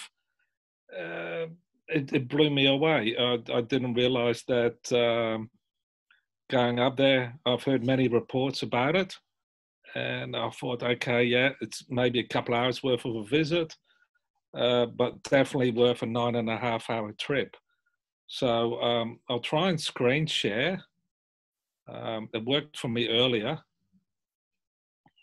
So look, you've got the presentation up. Okay, slide. Okay, so the Carnarvon Space and Technology Museum. Yeah, the place just blew me away, honestly. For those who don't know where it is, I've put a map, and you can see that the OTC Satellite Earth Station, which is actually the museum site, is situated about 6 kilometers from the center of Carnarvon, and then they had the tracking station 4K south of that. On the map here, you can see that Perth is all the way down here. For me, it took me 9.5 hours to drive up there. I ended up spending the night in Geraldton, which was about roughly the halfway mark. And then I did the other 4.5 hours the following morning. As we can see on this picture here, we got Carnarvon here in the center. And then just out of town is the tracking station. And then we've actually had the other one a little bit further south where the red dot is. The museum itself focuses on 2 parts, the Carnarvon tracking station and the OTC Satellite Earth Station, for which each part or each station played separate roles in the early space industry. The Carnarvon tracking station was built to support the NASA Gemini, Apollo, and of course the Skylab program. And during its time in 1964, it was commissioned in 64 and it operated for 11 years. And that last use was to just talk to capsules before either leaving Earth orbit or landing in the Pacific Ocean. What I found amazing was that at the height of the operation, it had over 220 people. Got a couple of slides here showing you some of the equipment. I'll say now what really blew me away was a lot of the equipment, and as you can see in the pictures here, it had all the manuals. It had wiring diagrams, and I'm a bit of an electronics buff, and I think I must have spent another 2 to 3 hours just paging through these manuals, seeing how things ticked behind the scene. When the satellite or OTC station opened up in '66, it originally had this 12.8 Cass horn antenna as part of the global satellite communication system. The antenna was factually known as the sugar scoop because it had the sides all folded up and it resembled the scoop. The antenna worked so well, it kind of sliced out any interference and just solely focused on one particular signal. Then when, of course, man landed on the moon in '69, the antenna was used to relay the first images from Honeysuckle Creek to Perth TV via another Earth station. And that was the first live telecast into WA. Then in '69, they built the larger 29.6 meter dish, which was just better to facilitate communications between NASA and the US. This is a snapshot from the front of the museum. I was just parked off the picture here, and the museum was built in various stages and over time. And I've been following these guys on Facebook for quite a while, and they actually built this full-scale replica of the Redstone rocket with the Gemini capsule on top. It cost them quite a bit of money, but I think they've done a spot-on job on that. They've also recreated the original NASA garden and wall with the water feature.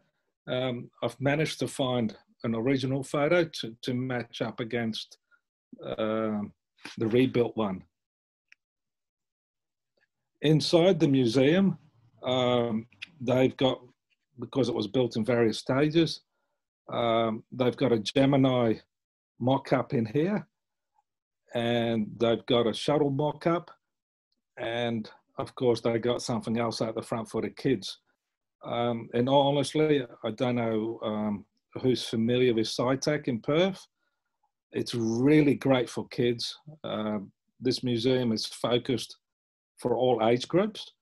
And I've got photos where I was inside the shuttle, and you can actually use the crosshairs to try and land the shuttle on the ground.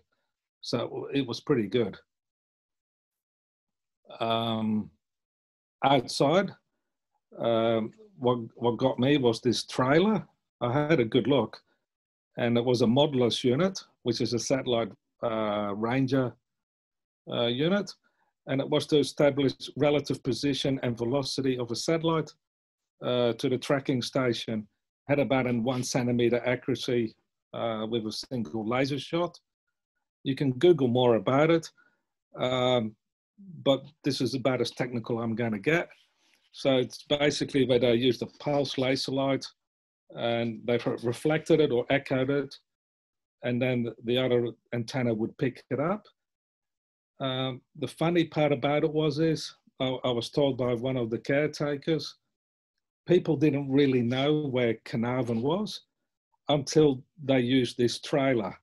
They managed to get it to about a 10 square meter position of where Carnarvon was actually located.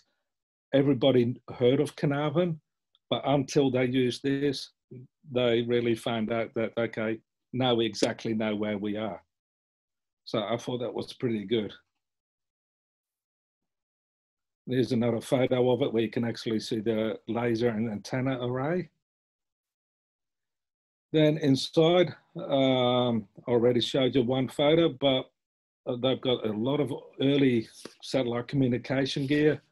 They've had one corner set up where they were replaying the first live broadcast from Carnarvon town centre to the old country in Great Britain. It's definitely a video worthwhile seeing because the amount of setup and technical stuff they had to do to get it happening. These days we would take something like that for granted. You can see the photo here. This is one of the main rooms. I took another photo here of this instrumentation. I think this one was actually used in one of the ships. And I took a photo here of all your data reels. I also managed to get a behind the scene tour of the dish. I think on the first day I was there, I spent about 4.5 hours, and I asked them the following morning, okay, when are you opening up? And they said, oh, 8:30. I think I was there with a cup of coffee at about 8:15. So because I spent like over 12 hours there, I asked if I could have a bit more of a detailed look, and they took me up into this dish, which was awesome. I really loved it. As you can see from these photos, I really got right up into the infrastructure. It looked a little bit dated and rusty, and they said you could go up into the hatch, but I didn't go that far. This photo here shows you the gearbox room, and as you can see, they've got one motor hooked up, and basically allowed the dish to be either moved forward like it is, or back up into a central up position in case the wind conditions were too severe. And then here's another photo of the dish, and you can see in the background the landscape, and it's pretty flat out there. Now, also I found out that during the tracking station and of course the museum life, it had been visited by some real famous people, each of them leaving a permanent mark here on the cement. They had Wally Schirra over in the 60s. Buzz Aldrin, I believe, opened up stage 1 of the museum. He was followed by Andy Thomas, Gene Cernan, and Gary Griffin. Now, this is the end. It's short and sweet. I've got heaps more photos, but when I was putting this together, I thought, nah, I really want you guys to go up and see it. I do, however, want to thank a couple of people. For starters, Phil Yude. He allowed me to use the photos and the information, and he's the chairman of the Carnarvon Space and Technology Museum. Also, I want to thank tour guides, Donald and Colin, for that in-depth tour. These two guys, with their partners, were camped up at the Space and Tracking Museum, and they were volunteers. Yeah, they just stuck with me the whole time I was there, answering all sorts of questions and yeah, sharing a lot of knowledge, which was awesome. Also, I would like to thank all the other caretakers who were there. Right from the moment that you walk in there, these guys made you feel really welcome, with real good country hospitality.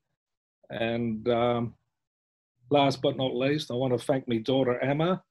I'm not that crash hot with PowerPoint, and she managed to do all the animation for this. If any of you are interested, there's a couple of websites here. You got the Carnarvon Museum one. I also came across Carnarvon Space. It tells you about a lot of the early stuff. And then also they're on Facebook. As you can see here, I'm leaving Carnarvon, pulled over at the 26th parallel. Told my kids a bit of a dad joke. I said, you know, sort of pulled over. I was trying to see that black line in the sky that you see in the atlas, and yeah, I couldn't find it, so I sort of stayed there for a bit and then headed off. All right, if any of you's got any questions, it'd be great. Hang on, I'll see if I can stop sharing this thing. Stop share. Julian, that was fantastic. Thank you so much for that. And I'll just share with everybody, I kind of elbowed Julian into doing this tonight, and he's come through with way more than I expected. So thank you so much. Now, Julian, you'll be delighted to know that there's a couple of people on the session tonight that probably know a lot about Carnarvon. Yeah. John Swanee and Mike Dinner with us, and they might want to make some comments. John or Mike, would you care to say something? Yeah, Pete. This is John Swanee. Hey, John. Hey, I spent 4 years up there as senior computer tech, and it's a great place. I was just going to remark, Mike, Canarbon was not only responsible for tracking at the final re-entry stages and injection to the moon orbits, but they were very much responsible for the very first orbit after launch, because all the craft came down right across the expanses of Africa and across the Indian Ocean, and it was essential to get accurate tracking information at the first opportunity to ensure that the launch was going according to schedule, and estimate what the next tracking for honeysuckle on the east coast and then across to mainland US was going to be. The other thing too, that most people will understand that tracking stations are often in remote areas, sitting down in the valley, surrounded by hills, and that's primarily to keep them out of the possibility of any kind of interference from cities and towns. But Carnarvon was an exception, that it actually sat on a rise and had a enormous field of view. It, in fact, went right down to the horizon on the essential western horizon and across to the eastern side. So it's a particular jot of information that's quite different to the other stations there. Yeah. I found it really interesting. I could have spent up there a whole week if I had the time. Yeah, 4 years is enough though. Mike Din here. Could I have a couple of words? Yeah. Yeah, Carnarvon was at the antipode, if that's the right way of pronouncing it, of the Cape. So anything going from Cape on any azimuth on its first orbit went quite close to Canarbon. So they supported many spacecraft in addition to the manned ones. In fact, just about every scientific mission, I'm not sure they did a classified mission or not, were tracked one way or another at Carnarvon. In regard to that MOBLAS, by the way, I think the initial is MOBLAS, but I can't remember what the letter stood for. It was sighted near Gittleton for quite a lot of years at a place called Yarragadee. It was there when I was a director at Tidbinbilla, and I was notionally responsible for it, but it was a completely self-contained operation over there. But as was said, the accuracy of tracking spacecraft with reflecting mirrors, I think they got it down to millimeters or some ridiculous, unbelievable accuracy. And the other thing was that Apollo TLI, translunar injection, as I understand it, was intentionally scheduled or flight planned to occur within or close to Carnarvon's view. So it was quite an important station from that point of view.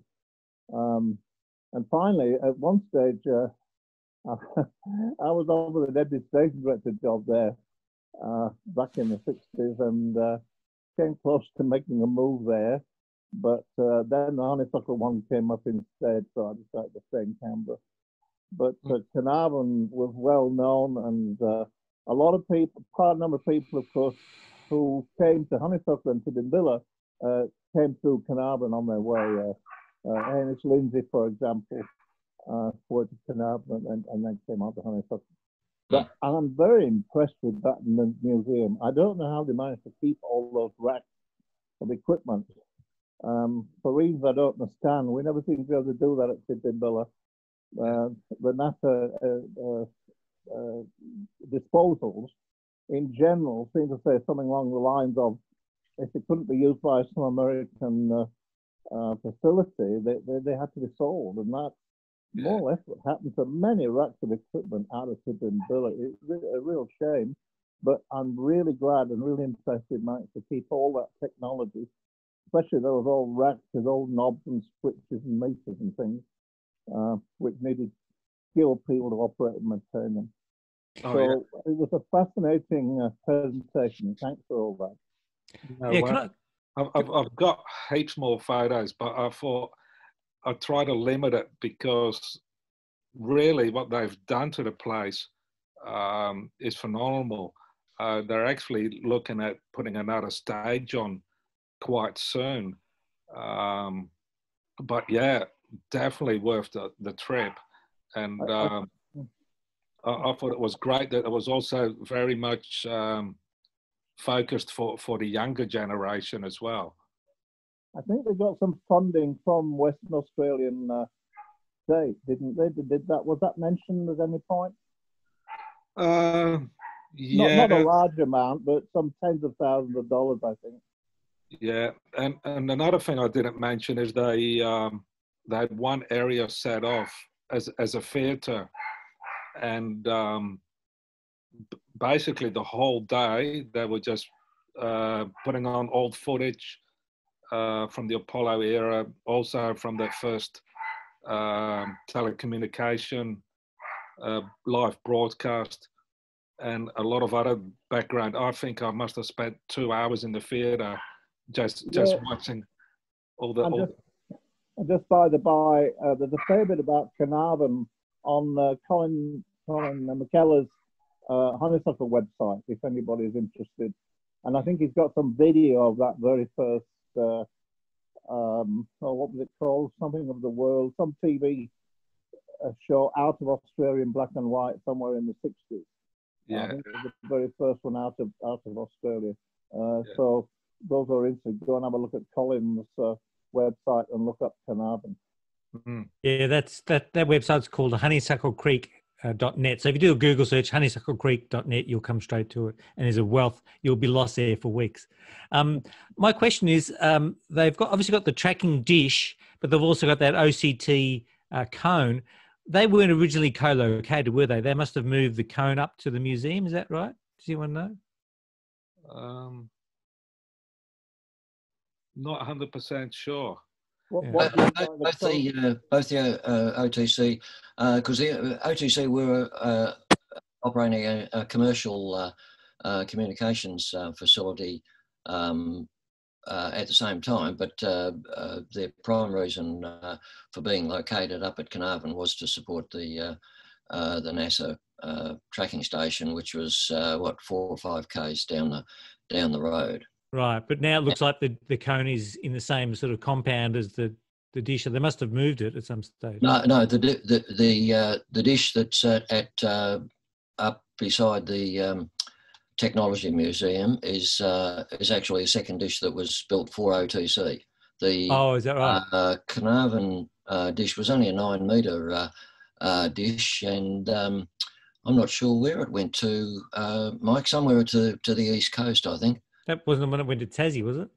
No, that was my other dish. I started actually off in the business at the Auroral station, right, out below Honeysuckle Creek, and that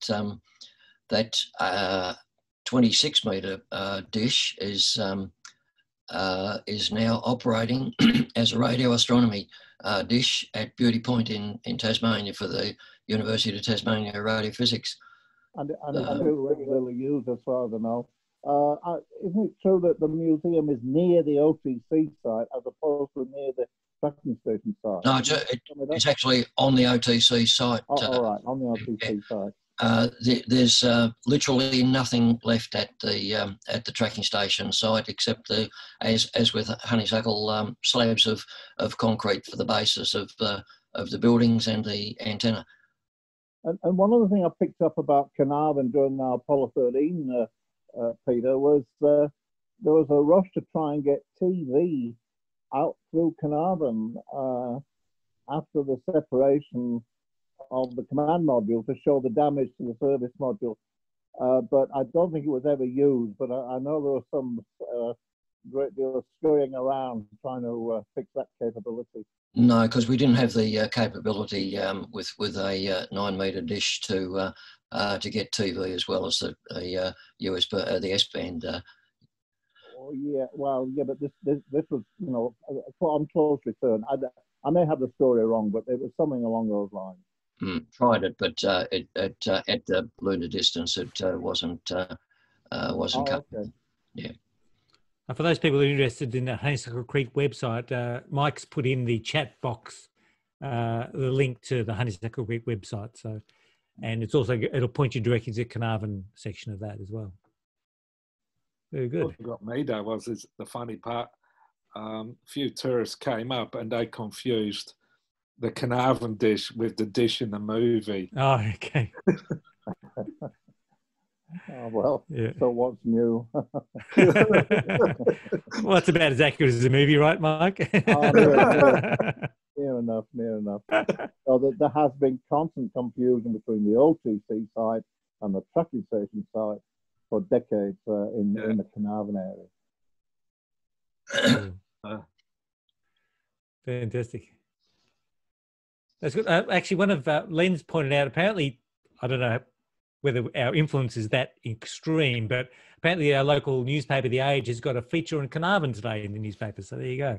Oh, okay. They must be watching our feeds and making sure they align their news to match the Space Association. That's good compliment. I thought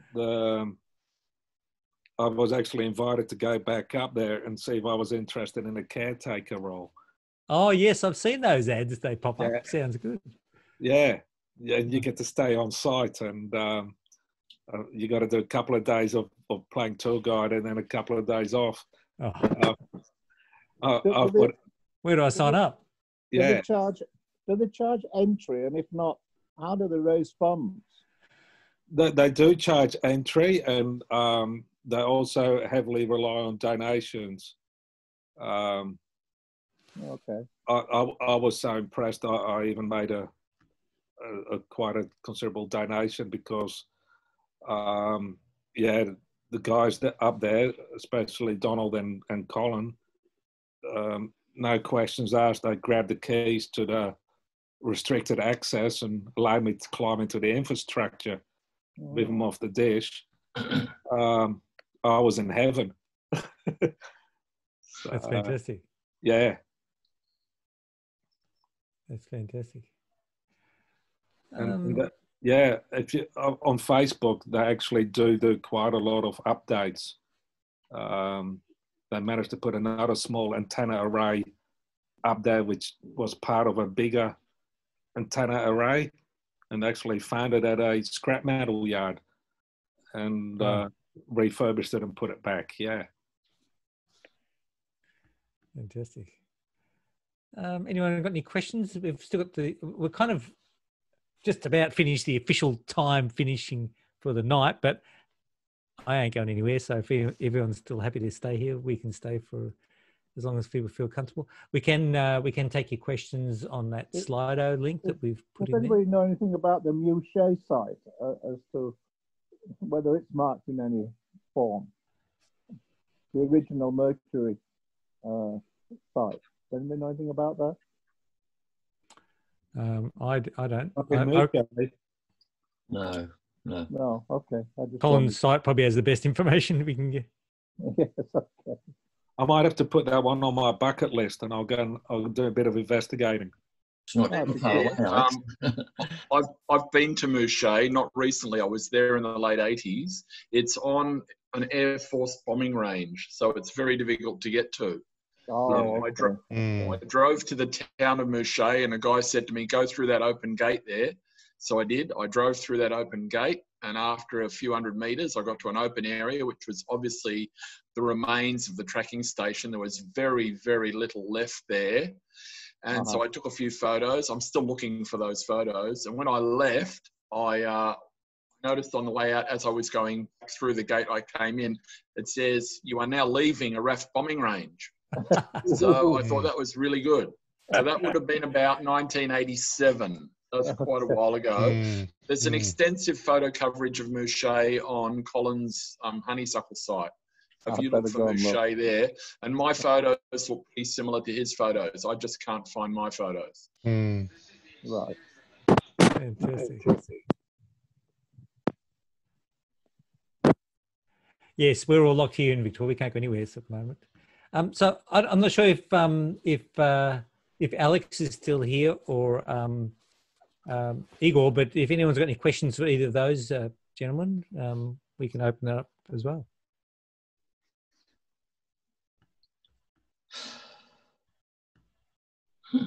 Are they still there or not? Igor's still on, but I can't see him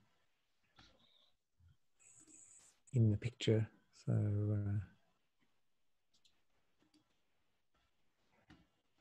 right. I'm still here as well, Peter. I'll have to run off in a few minutes though. Who's that? Sorry. It's Alex. Oh, Alex, yes. There was a couple of questions. Actually, Igor Rozenberg would like you to call him. He's given me his phone number. I don't know whether you've seen it in Slido, but I can send that to you separately. And David Gillies asked, can you take a payload? I assume that's the whole point of launching rockets. So I'd say the answer to that is yes. Yeah, sure. If there's a specific request, and just get in touch through the website. Sure. And David also asked, can you launch, will you launch cater for solid fuel stages? You can do both. Yes, it can be both liquid. Oh, I can do all sort of three engines. I guess you can do liquid fuel, solid rocket motors, as well as hybrid rockets. Yeah. You got any vacancies going, Alex? Not at the moment, thanks to coronavirus, but hopefully leading into the launches next year, there'll be a lot of opportunities. All right. If you need anyone with a safety background. Awesome. Well, would you need someone I like that? thought you got up to Carnarvon. Sorry? Thought you got up to Carnarvon, Julian. When? Oh, about 3-4 weeks ago I was up there. I was saying I thought you were going to go up there for a job they offered you. Look, if I can get away from the wife and kids for a long period of time, yeah, I'll go up there. What? Alex, so the question for you is with the liquid oxygen on your launch site, how do they keep that cold, or is that just shipped in when they need it? And do you have like a cryogenic storage tank or something? Yeah, so that's only shipped on site, basically on demand, but it'll be on site for a number of days at least. So they have sort of rather heavy cryo systems and tanks that can basically maintain the temperature and be constantly recompressing the gas into liquid form. Right. Is that the same for I noticed that the Peregrine rocket runs on liquid methane, which seems to be popular fuel these days. I guess they do a similar thing for that as well, do they? Yeah, similar thing to that as well. Yeah, they're systems that you can't put onto launch vehicles because they're too heavy, but they are for ground systems. It's fine. Cool. So, Alex, when will they be? Are they broken ground there with this construction, or is it still in the planning stage? And when do you expect to start? We're still going through our. So just last week we completed the geotech investigations, and that basically is sort of low impact or very low impact operations. And the whole point of that is to then inform the final design, the detailed design. And that's because we're going through the development approval process we need to go through as seeing as this project's been designated as a major project under SA development laws. So that includes large sections of community consultation, approvals from all sorts of different areas of government as well. So once we get that approval, then we're allowed to do start construction activities. And how long do you foresee the construction to take? Is it a? It's a relatively simple infrastructure project in terms of like the actual engineering and construction behind it. So somewhere between a few months to 6 months kind of time frame. And there'll be a launch control center built, I assume, or is that going to be like a mobile thing that will roll in and plug in? It depends on the customer's requirements, really. Some customers want to bring their own equipment, which will be mobile, so we'll allow them to bring that and we'll have space for that. And then if customers want a more permanent solution, that'll be there too. Sure. Alex, Julian has asked, are there any internships open to undergrad engineers in the future? Possibly. We don't have anything official at the moment, but we have had a couple of interns, at least while I've been there. So get in touch and we'll see if there's anything that can that aligns. Sure. Excellent. Charlie's asked a Skylab question.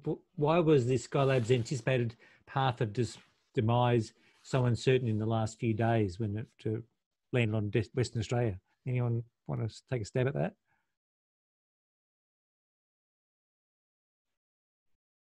As far as I understand, it was because it was virtually out of control. This was about, 4 or 5 years after it was last used, and it was because it was in such low orbit, it was skipping on the top of the Earth's atmosphere and changing orbital parameters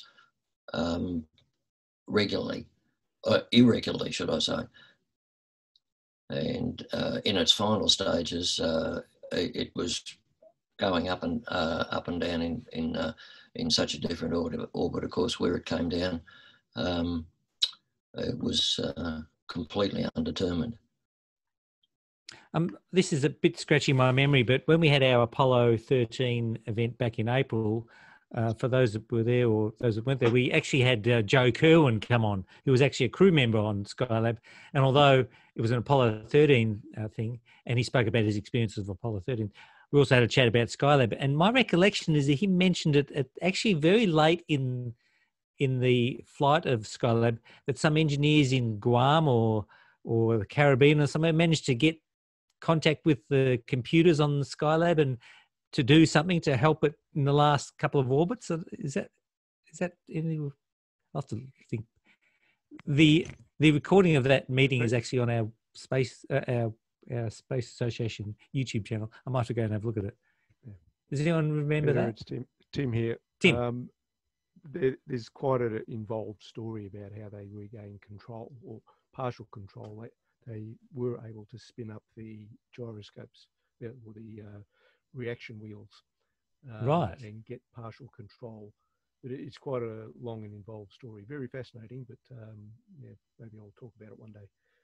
All right, you're booked in, Tim. Yeah. We look forward to your presentation. That's the trouble in this thing. You put your hand up and you get tabbed with a job. Yeah, I'll learn to keep my mouth shut. That sounds fascinating. It's probably also interesting to point out the very similar to Skylab, the uncertainty around the Skylab re-entry was the re-entry of the Chinese space station in 2018. Had very similar uncertainty until sort of very late in the piece, and that was also out of control. I think I heard some discussion around at the time that it was to do with the tumbling of a large structure in space produces all sorts of different drag and solar drag pressures and that sort of thing. So it's a bit more unpredictable in terms of a small sort of change in how long it takes to slow down, because it ends up tumbling over a certain axis instead of another axis, can lead to sort of large changes on the impact point on the ground. Yeah. One interesting thing about Skylab was the second stage that put it up into orbit. The second stage of the Saturn V actually went into orbit, and it stayed up there for about 2 years. That was totally the second stage re-entry. Yeah. Oh. Well, you think about it. The third stage was Skylab. Yes. And it was totally unpowered, as in it didn't have its own booster. Yes. Any sort of boost to get into orbit. So yeah, the second stage actually had to go into orbit to push it up into orbit. Ah. 2 years later, the second stage splashed down, and that was just totally random, and nobody knew where that was going to happen. Luckily, it landed in the Pacific. Yes. We've got one more question, Alex, for you from Stephen. Do you have mains grid power available on site, or were you, or is Southern Launch, or is it so remote that you need your own power? Need your own power supply and water supply? So at the moment, it's not connected to mains power on site, but there is in the plans to provide that and use gensets in the meantime to until that's installed. There's a lot of major industry around the Eyre Peninsula, around Port Lincoln as well. There's a wind farm off to the northwest, and there's a desal plant off to the northeast. So there's industry that we can link into there as well. And does South Australia have its own sort of space office? Don't you? Are they providing support for you as well?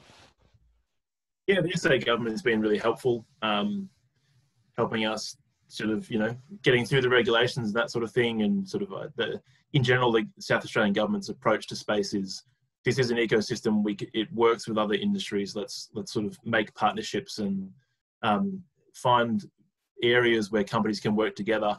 And then they themselves are looking at funding sort of in all different areas, such as the new satellite control operations centre in Lot 14 in Adelaide. By sort of supporting activities like that, they're trying to find areas where they can invest government money to help the entire industry grow. So they've been really helpful. And the Southern Launch is a completely private company? It's a listed company, or it's not a government? Completely private at the moment, yeah. All right. Very good. Anyone else got anything they'd like to contribute, either questions or comments or experiences they'd like to share? I'm just going to have to give everyone a good night. I'm off to a high school first thing tomorrow morning to do a STEM rocket launch. So thank you all for your time. I've really enjoyed tonight. It's really good. Thank you, Alex. I've sent you a LinkedIn message, so we'll try and connect that way. And yeah, good night all. And thanks again very much. Yeah, good on you. Good to have you on board, Ken. Okay. Thanks, good night mate. now. Take care. Yes. Ooh, I thought of a sort of an interesting question. It's a little political. How would you sort of rate the amount of effort you put in with Southern Launch in terms of actually designing your site and the infrastructure and so on, compared to the amount of sort of time and effort you have to go to deal with government regulation for like storing liquid oxygen and all the sort of hazard stuff and barriers like obviously the Itar regulations and things like that? Is that like a small part, or is it like 50%, or is it like 80% of your work? Yeah, the regulations are a huge part. Dealing with the regulations is essentially the majority. Hard to put an exact number on it, but the systems that are on a typical launch site, especially the systems that we are building that are not launch vehicle specific, so they're fairly common systems that are used in a lot of other industries. For example, cryogenic liquids are used in a lot of different industries around the world. So we're not there's not a lot of new technology that needs to go into a launch site design really, and that's pretty common all around the world as well. So you look at most launch sites, there's the systems that are specific to the rocket that obviously take that are very custom and take a lot of engineering effort. But when it comes to building cryogenic systems, that sort of thing, so the engineering effort really for us, the new, exciting, unique thing is the multi-user thing. So figuring out how you build a launch site that enables multiple customers to actually come and launch their rockets from it. But really, yeah, the regulations are and sort of the getting all the required permits from the different government organisations at state and federal level, as well as local council permits for development, that sort of thing. They take a lot of time and effort, and it's all for good reason. That the regulations are there to keep people safe and make sure we're doing things properly and following the rules. So it's all part of it, and it really just sort of comes back to doing things in the environment that you're working in. And if the regulations are a big part of that, the regulations are a big part of it. Yeah, I noticed there's you guys have probably heard of this. There's a Russian vessel called Sea Launch. I don't know what's happened with it, but they actually have a ship and they would sail out off into the ocean somewhere and actually launch, I think it was Soyuz rockets or something off this ship. I think it's been mothballed now or something. But yeah. Can I answer this one? Stephen. Okay, Sea Launch was a joint enterprise of Ukraine, originally Ukraine, Russia, US, and Norway. Norway supply, they refurbish all rig platform, and it was a ship which has a store and assembly Zenit rocket. Sea Launch was exclusively designed for Zenit rocket. If you remember Queensland-based proposal for Cape York launches, this is actually was logical extension of this disaster project which did not happen, did not fly. Proposal was done by Queensland Premier, I believe his name was Joe Bjelke-Petersen, and it was done in very late months of his reign as a Queensland Prime Minister. The problem was that it was Soviet Union, it was US did not allow payload satellites should be launched from Soviet soil by security reasons, and the most logical solution was to set up launch facility, commercial launch facility in Australia. Ukraine will produce at that time Soviet Union, Ukraine factory will produce 2 stages of standard Zenit rocket, and Energia would produce the booster. It's called, I believe it was called Block DM. So what happened in project? Because of Boeing walkout of this deal, it became joined with Lockheed Martin in ULA. They walk out of this project. Russian churches get it. It was financial disaster after political disaster between Ukraine and Russia in 2014. Project on mothballs maritime asset has been sold to private Russian aerospace company, which actually major operator, it's called S7 Siberia, and project on the stop. I believe it was gossips that Australia is going to buy it, because I believe Chief of Northern Territory have interest. They even fly negotiated in 2017 to the Long Beach in California, but nothing happened.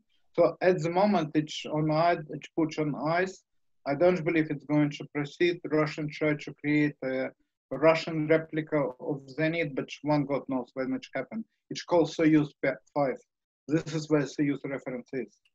It was launched Zenit 3 SL, and there was an equivalent version of Zenit 3 SLB from the program which called Land Launch from Baikonur. Sorry guys, I'm stealing time. Fantastic. That was interesting, yeah, because that was sort of another example of a group that was trying to provide. It sounds a bit different to what, rather different to a southern launch. So yeah. Stephen, if you would like more details, just call. Oh, you just went mute, Igor. You muted yourself. I think you just said. Sorry, sorry, Stephen. Call me. Peter will share my email if you need any additional information. I had a presentation about Sea Launch, which I presented, I believe, in 2016 or Melbourne Final Frontier event on behalf of Space Association of Australia. Cool. Alex, do you have any links or communications or with Equatorial Launch? Are they doing a similar type of thing to what you're doing, or? Yeah, they're doing a similar type of thing. I think they're also focusing more on the equatorial side of things. I don't personally have much connection to them, so I just sort of see what they put out publicly, and that's they talk a lot about the equatorial side of things, which makes sense given that they are closer to the equator. As I mentioned before, it helps you give that extra kick to rockets heading towards geostationary equatorial orbits. Yeah, I'm just wondering how much commonality or difference you'd have between what they're proposing and you know, maybe to try and reduce the amount of duplication, you know, but it might be an entirely different strategy they're using. Yeah, I'm not sure what their business strategy is, and I guess that the difference between new space and old space is that competition is a good thing. Indeed, drives innovation and helps the industry develop. So. For sure. Anyone else want to contribute, or it's getting on to 10 o'clock now? If people feel like it's tea time or bedtime, it's not for you. You have to run, Alex? Not for me, quite, but I do have to run. Yeah. So thanks everyone again for the chance to present. Really, thanks for having me. Thank you, Alex. We appreciate it very much. Welcome back anytime. Thank you. Great. Thanks, Peter. It's been everyone. Thanks. All right. Anyone else got anything? I was going to add one quick thing to Stefan. I know that Copenhagen suborbitals, I mean, they're not really I wouldn't really call them very much of a commercial kind of space launch company. Also doing a sea launch. They launch off a bar